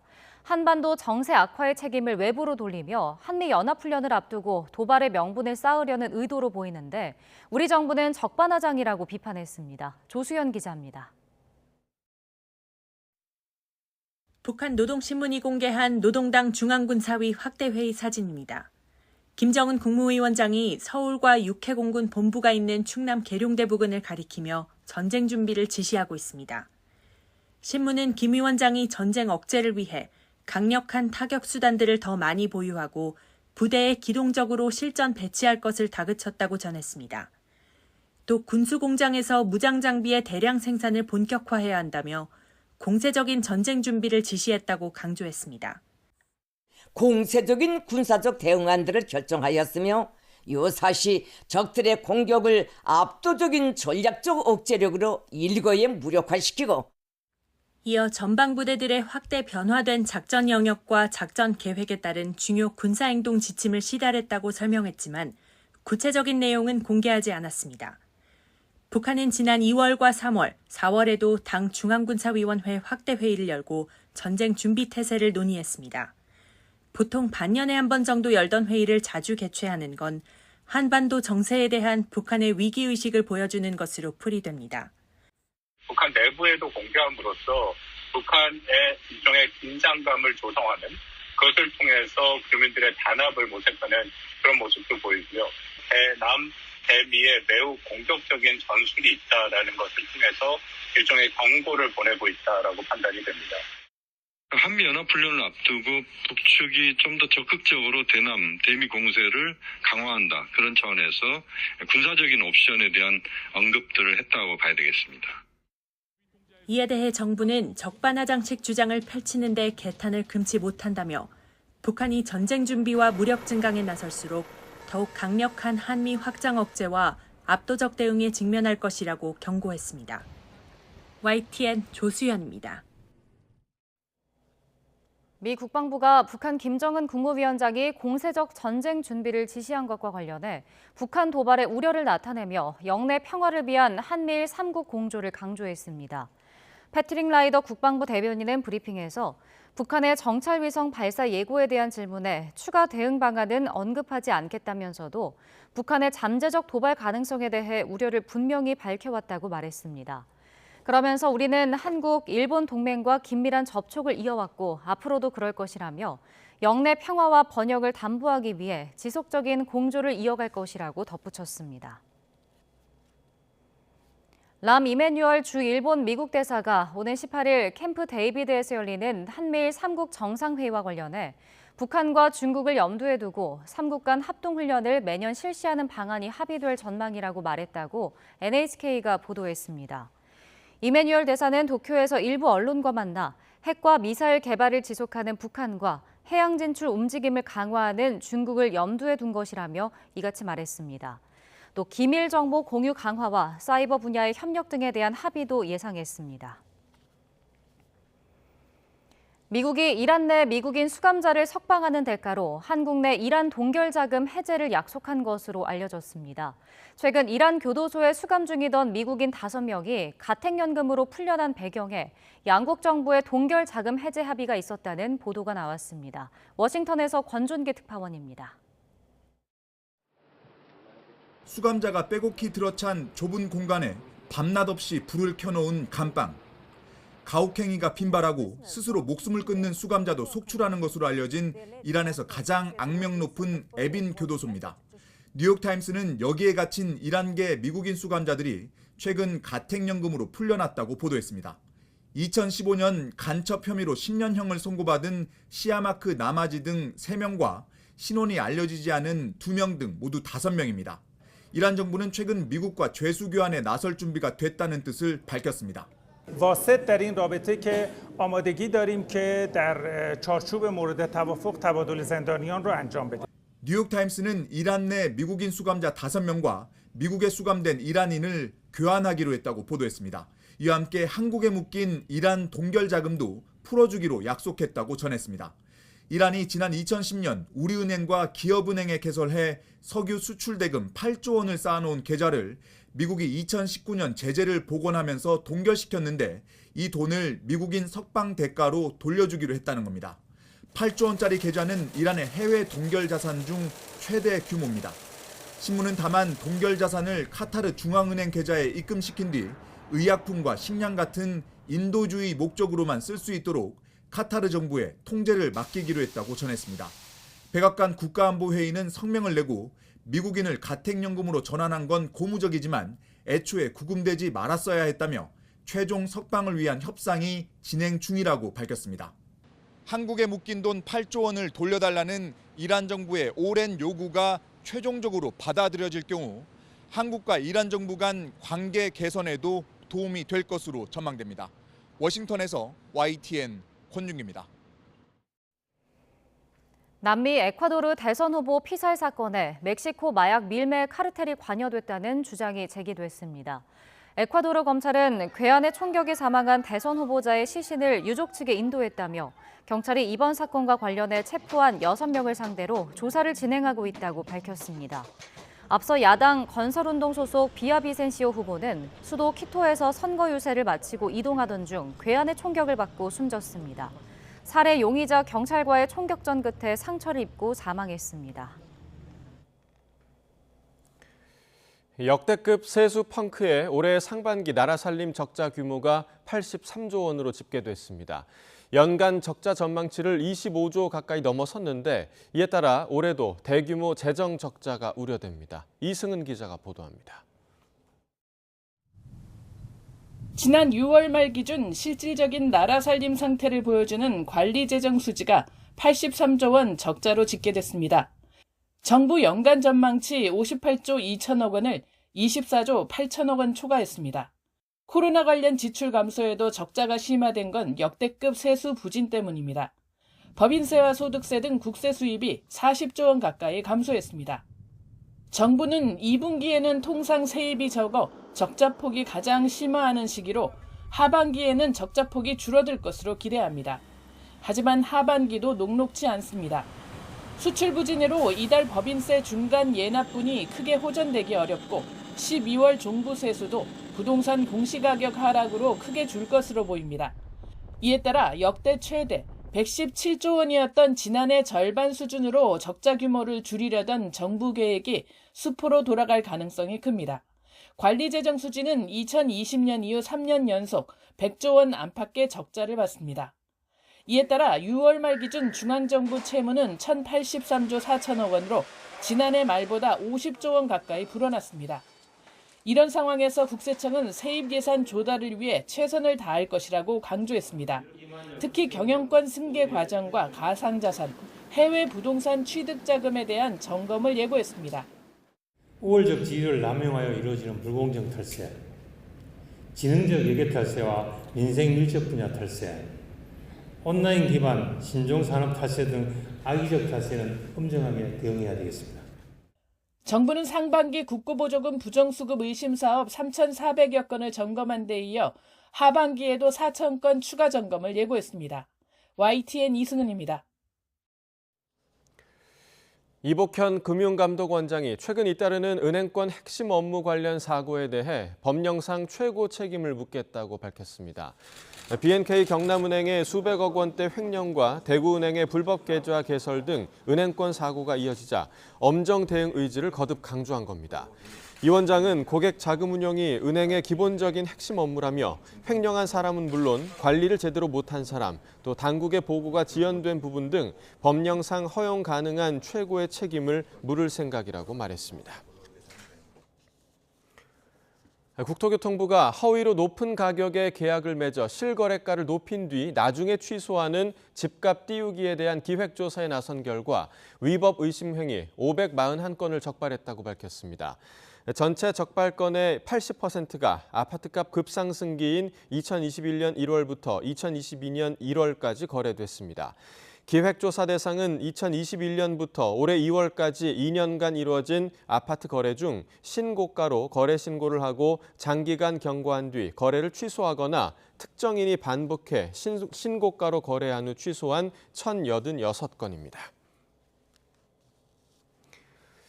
전세 계약 당시보다 만기 때 전세가가 더 낮은 역전세 상황이 올 하반기 최고조에 달할 것이란 전망이 나오고 있습니다. 문제는 세입자에게 전세 보증금을 돌려주지 못하는 사태가 발생할 수 있다는 건데요. 정부가 임대인에 대한 대출 규제를 완화하는 대책을 내놨지만 어느 정도 효과적일지 미지수입니다. 양시창 기자가 보도합니다. 20대 직장인 주연 씨는 부동산 열풍이 불었던 2년 전 수도권에 소형 아파트를 매수했습니다. 매매가 3억 6천만 원 가운데 전세금이 무려 3억 2천만 원을 차지하는 이른바 갭 투자였습니다. 하지만 전세 시세는 급락을 거듭해 만기 때 세입자에게 보증금을 돌려주기 힘든 역전세 상황에 놓였습니다. 이제 집값이 한 9월, 12월부터 꺾이기 시작했던 것 같아요. 딱 잔금 치르고 나서부터. 근데 떨어져도 이 정도로 떨어질 줄은 몰랐었는데. 지난 2021년 주연 씨와 같은 갭 투자 거래는 24만 건에 달하며 정점을 찍었습니다. 전세 계약 만기가 도래하는 올 하반기, 보증금 미반환 사태에 대한 우려가 나오는 이유입니다. 고점 계약이 언제 많았냐면요. 2021년 하반기부터 2022년 상반기까지입니다. 그러니까 이제 그게 이제 고스란히 이제 오는 거죠. 올 하반기부터 내년 상반기까지 역전세는 이제 불가피하다. 현장에서도 역전세로 인한 임대인들의 불안감을 어렵지 않게 느낄 수 있었습니다. 대신에 갭타는 사람들이 약간 문제는 될 거예요. 여기도 3, 4억 갈 때 전세를 끼고 갭타는 사람들은 그게 이제 좀 있으면 도래하거든요. 저희도 계속 브리핑을 하고 있고 주인분도 뭐 어떻게든지 해보려고 하는데 지금 뭐 주식이고 뭐고 다 내려가서 힘드신가 봐요. 특히 미분양 물량이 많은 지방에서는 역전세의 규모가 더 컸습니다. 공급이 대구는 워낙 많기 때문에 신축 아파트가 뭐 가격이 내려가니까 더군다나 구축 아파트 가격은 더 낮게 해야 전세 세입자를 찾을 수가 있는 거죠. 한국은행이 추산한 역전세 위험 가구는 전체 전세 가구 절반이 넘는 102만 6천 호에 이릅니다. 이 같은 역전세로 인한 전세 보증금 미반환의 우려는 현실이 되고 있습니다. 이번에 만기 되면 이상한다니까 부동산을 내놓으시라고 제가 지금 형편이 안 돼서 그러니까 세입자 들어오면 뺏어 나가라고 그런 식으로 얘기하는 거죠. 이딴 전세 사기에 이어 역전세 상황까지 겹치며 전세 시장의 불안정성은 커지고 있습니다. 돌아가는 구도는 사실은 신용에 대한 문제예요. 근데 그 연결고리가 끊기는 신용 경색에 대한 문제가 발생을 하게 되면 주택시장에 연결돼 있는 여러 임차인들의 연결고리, 임대인의 연결고리가 다 마비가 돼버리는 거거든요. 서민의 주거 사다리 역할을 해왔던 전세제도에 대한 위기감이 어느 때보다 고조되고 있는 상황. 전세의 구조적 문제점을 다룬 YTN 탐사보고서 기록 위기의 전세는 내일 밤 11시에 방송됩니다. YTN 양시창입니다. 세계적 휴양지 미국 하와이 마우이 섬이 허리케인이 키운 대형 산불로 순식간에 잿더미로 변했습니다. 주민들이 불을 피해 바다로 뛰어들기까지 했는데 적어도 36명이 숨지고 관광객들은 공항에 발이 묶였습니다. 호놀룰루 총영사관이 우리 교민과 관광객 피해를 파악하고 있습니다. 보도에 이종수 기자입니다. 하와이 마우이 섬에 현지 시간 9일 대형 산불이 덮쳤습니다. 허리케인이 키운 산불이 주요 관광지 라하이나 지역까지 급속도로 번졌습니다. All line is burnt to crisp, and it's like an apocalypse. 수천 명이 자택 등지에서 필사의 탈출을 했고 일부는 바닷가에 뛰어들기까지 했습니다. 산불이 상가와 주택까지 번지면서 건물 270여 채가 불에 탔습니다. 마우이 섬의 형형색색이던 지붕이 산불이 덮치면서 일제히 잿빛으로 바뀌었습니다. 수십 명이 숨졌는데 수색이 진행 중이어서 사망자는 더 늘어날 수 있습니다. 우리 여행객 등 관광객 수천 명이 공항에 발이 묶였습니다. It's just scary to see a big wildfire just kind of coming your way, and it's not something I ever experienced before. 호놀룰루 총영사관은 마우이 섬에 거주하는 교민 500여 명과 우리 관광객 피해 상황을 파악하고 있습니다. 현재까지는 그 한인 피해 접수가 된 상황은 아닙니다. 없습니다.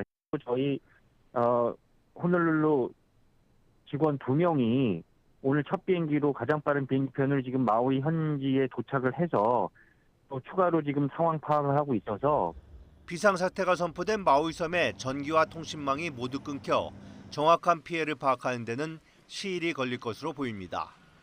YTN 이정수입니다. 조 바이든 미국 대통령이 산불로 대규모 피해를 입은 하와이를 재난지역으로 승인하고 복구를 돕기 위한 연방 차원의 지원을 지시했습니다. 이번 조치로 하와이 지역에서 화재 피해를 본 사람들에게 연방 자금이 지원될 수 있게 됐습니다. 바이든 대통령은 현지 시각 10일 유타주에서 가진 참전용사 관련 행사에서 하와이 주민들과 함께 기도할 것이라며 도움이 필요한 사람은 즉각 지원받게 될 것이라고 약속했습니다. 바이든 대통령은 희생자들과 막대한 재산 피해를 입은 사람들에게 깊은 위로를 전달했습니다. 러시아 공세가 집중되고 있는 우크라이나 동북부 지역에서 주민 대피령이 내려진 것으로 전해졌습니다. 우크라이나 동북부 하르키우주의 쿠피안스크 시의회는 성명을 내고 어린이와 함께 있는 여성, 노인, 환자 등 시민들에 대해 안전한 곳으로 대피할 것을 촉구했다고 AFP 통신이 현지 시각 10일 보도했습니다. 시의회는 또 쿠피안스크 지역에 대한 러시아군의 공격이 증가하는 등 안보 상황이 어렵다고 설명했습니다. 네, 스포츠 소식입니다. 올 시즌 최소 경기 15승을 따낸 NC의 에이스 투수 에릭 패디가 KBO 리그 역사를 다시 쓸 태세입니다. 20년 이상 자취를 감췄던 단일 시즌 20승과 1점대 평균 자책점 동시 달성에 성큼 다가섰습니다. 서봉국 기자입니다. 패디의 위력을 유감없이 보여준 7이닝 무실점 역투. 바깥쪽 낮게 배 돌아갑니다. 삼진. 추신수인데. 그렇죠. 지금 공이 너무 좋아요. 리그 정상권 타자 추신수를 상대로 5번째 탈삼진을 기록하며 시즌 15승을 자축한 순간이었습니다. 리그 일정의 3분의 2만 소화한 상황. 선발 19번 출격만에 거둔 성적이라 놀라움은 더 큽니다. Yeah, I didn't know, but of course it's a great thing because that means our team's winning lots of games, and that's the most important, especially against a team that's ahead of us in the standings. And 시속 150km 육박하는 직구와 최근 유행하는 신종 마구 스위퍼. 여기에 등판만 하면 5점 이상 뽑아주는 든든한 타선 지원까지. 평균 자책점을 1.97로 낮추면서 26년 만에 꿈의 1점대 평균 자책점과 20승 동시 달성을 가시권에 뒀습니다. 시선은 자연스레 2000년 이전 박철순, 최동원, 선동열 등 대투수들만 이뤘던 불멸의 기록에 쏠리지만 정작 본인은 팀 성적이 더 중요합니다. keep the ERA down. 20 wins would be amazing, but overall, right now, just pushing to move up the board and get ourselves in better playoff contention. 빅리그 시절 5선발을 꿰찬 수준급 투수이기는 했지만 실력과 운, 건강한 몸에 3박자가 맞아떨어지면서 명실상부 KBO 최고의 언터처블 투수로 등극한 패디. 공 하나하나 최선을 다하는 패디가 9위를 유지하고 동료들의 도움까지 계속된다면 투수 분업화가 이루어진 지금 시점에도 위대한 도전이 불가능만은 아니라는 평가입니다. YTN 서봉국입니다. 독일 프로축구 분데스리가의 최강팀 바이에른 뮌헨에 입단한 괴물 수비수 김민재가 현지 언론과의 인터뷰에서 어떤 공격수가 마주 서 있더라도 신경을 건드리는 수비를 할 것이라며 포부를 밝혔습니다. 김민재는 독일 스포츠 빌트와의 첫 인터뷰에서 세계 정상급 공격수가 없는 상황인데도 분데스리가가 도전이라고 보느냐는 질문에 분데스리가는 유럽 최고의 리그 중 하나며 당연히 매혹적인 도전이라며 이같이 답했습니다. 이어 팀과 스스로를 우선 살피기 때문에 상대팀 공격수가 누구인지는 부수적이라며 질적 플레이를 들여와 계속 끌고 나가 같은 팀 동료들에게 도움이 되고 싶다고 말했습니다. 새만금 세계 스카우트 잼버리의 대미를 장식할 K-팝 콘서트가 오늘 저녁 서울 월드컵 경기장에서 열립니다. 오늘 저녁 7시부터 2시간 동안 진행되는 K-팝 슈퍼라이브 공연에는 뉴진스와 아이브, NCT 드림, 있지, 마마무, 더보이즈, 현우앤 형원, 프로미스나인, 제로베이스원 등 모두 19개 팀이 무대에 오릅니다. 이번 콘서트에서는 배우 공명과 함께 있지의 유나, 뉴진스의 혜인이 진행을 맡을 예정입니다. 잼버리 폐영식도 공연에 앞서 같은 장소에서 오후 5시 반부터 6시까지 진행될 예정입니다. 중국인의 한국 단체 관광이 재개되면서 정부가 본격적인 중국 관광객 유치에 나섭니다. 문화체육관광부는 중국 최대 연휴인 국경절 연휴를 겨냥해 다음 달 13일부터 17일까지 중국에서 K-관광 로드쇼를 연다고 밝혔습니다. 이번 행사에서는 베이징과 상하이에서 한중 기업 간 거래 상담회를 열고 중국 소비자들을 대상으로 한국의 화장품과 패션, 쇼핑, 음식 관광을 소개할 계획입니다.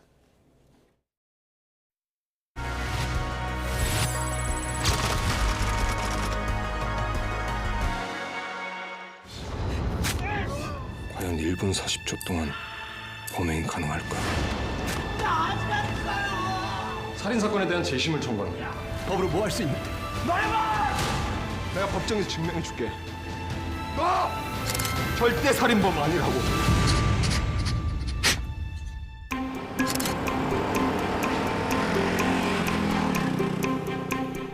택시기사 유모 씨가 승객에게 흉기에 찔려 숨졌다. 최 씨는 남자 2명이 뛰어가는 것을 봤다고 진술했는데 경찰은 최 씨를 범인으로 지목했고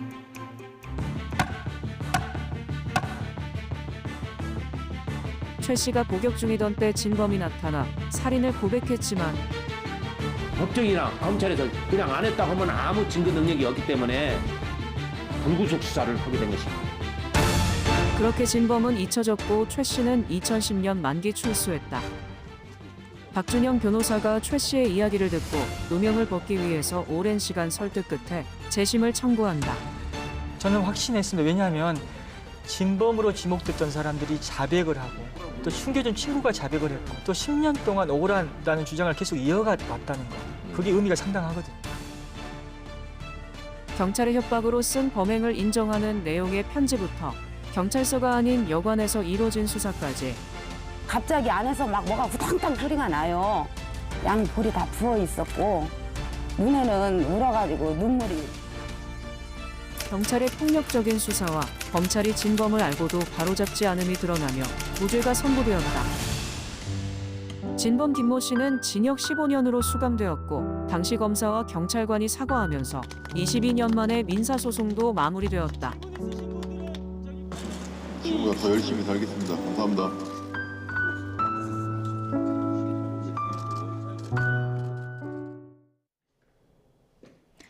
오늘 오전 6시쯤 태풍은 열대 저압부로 약화했습니다. 이에 따라서 내륙의 태풍주의보도 모두 해제됐는데요.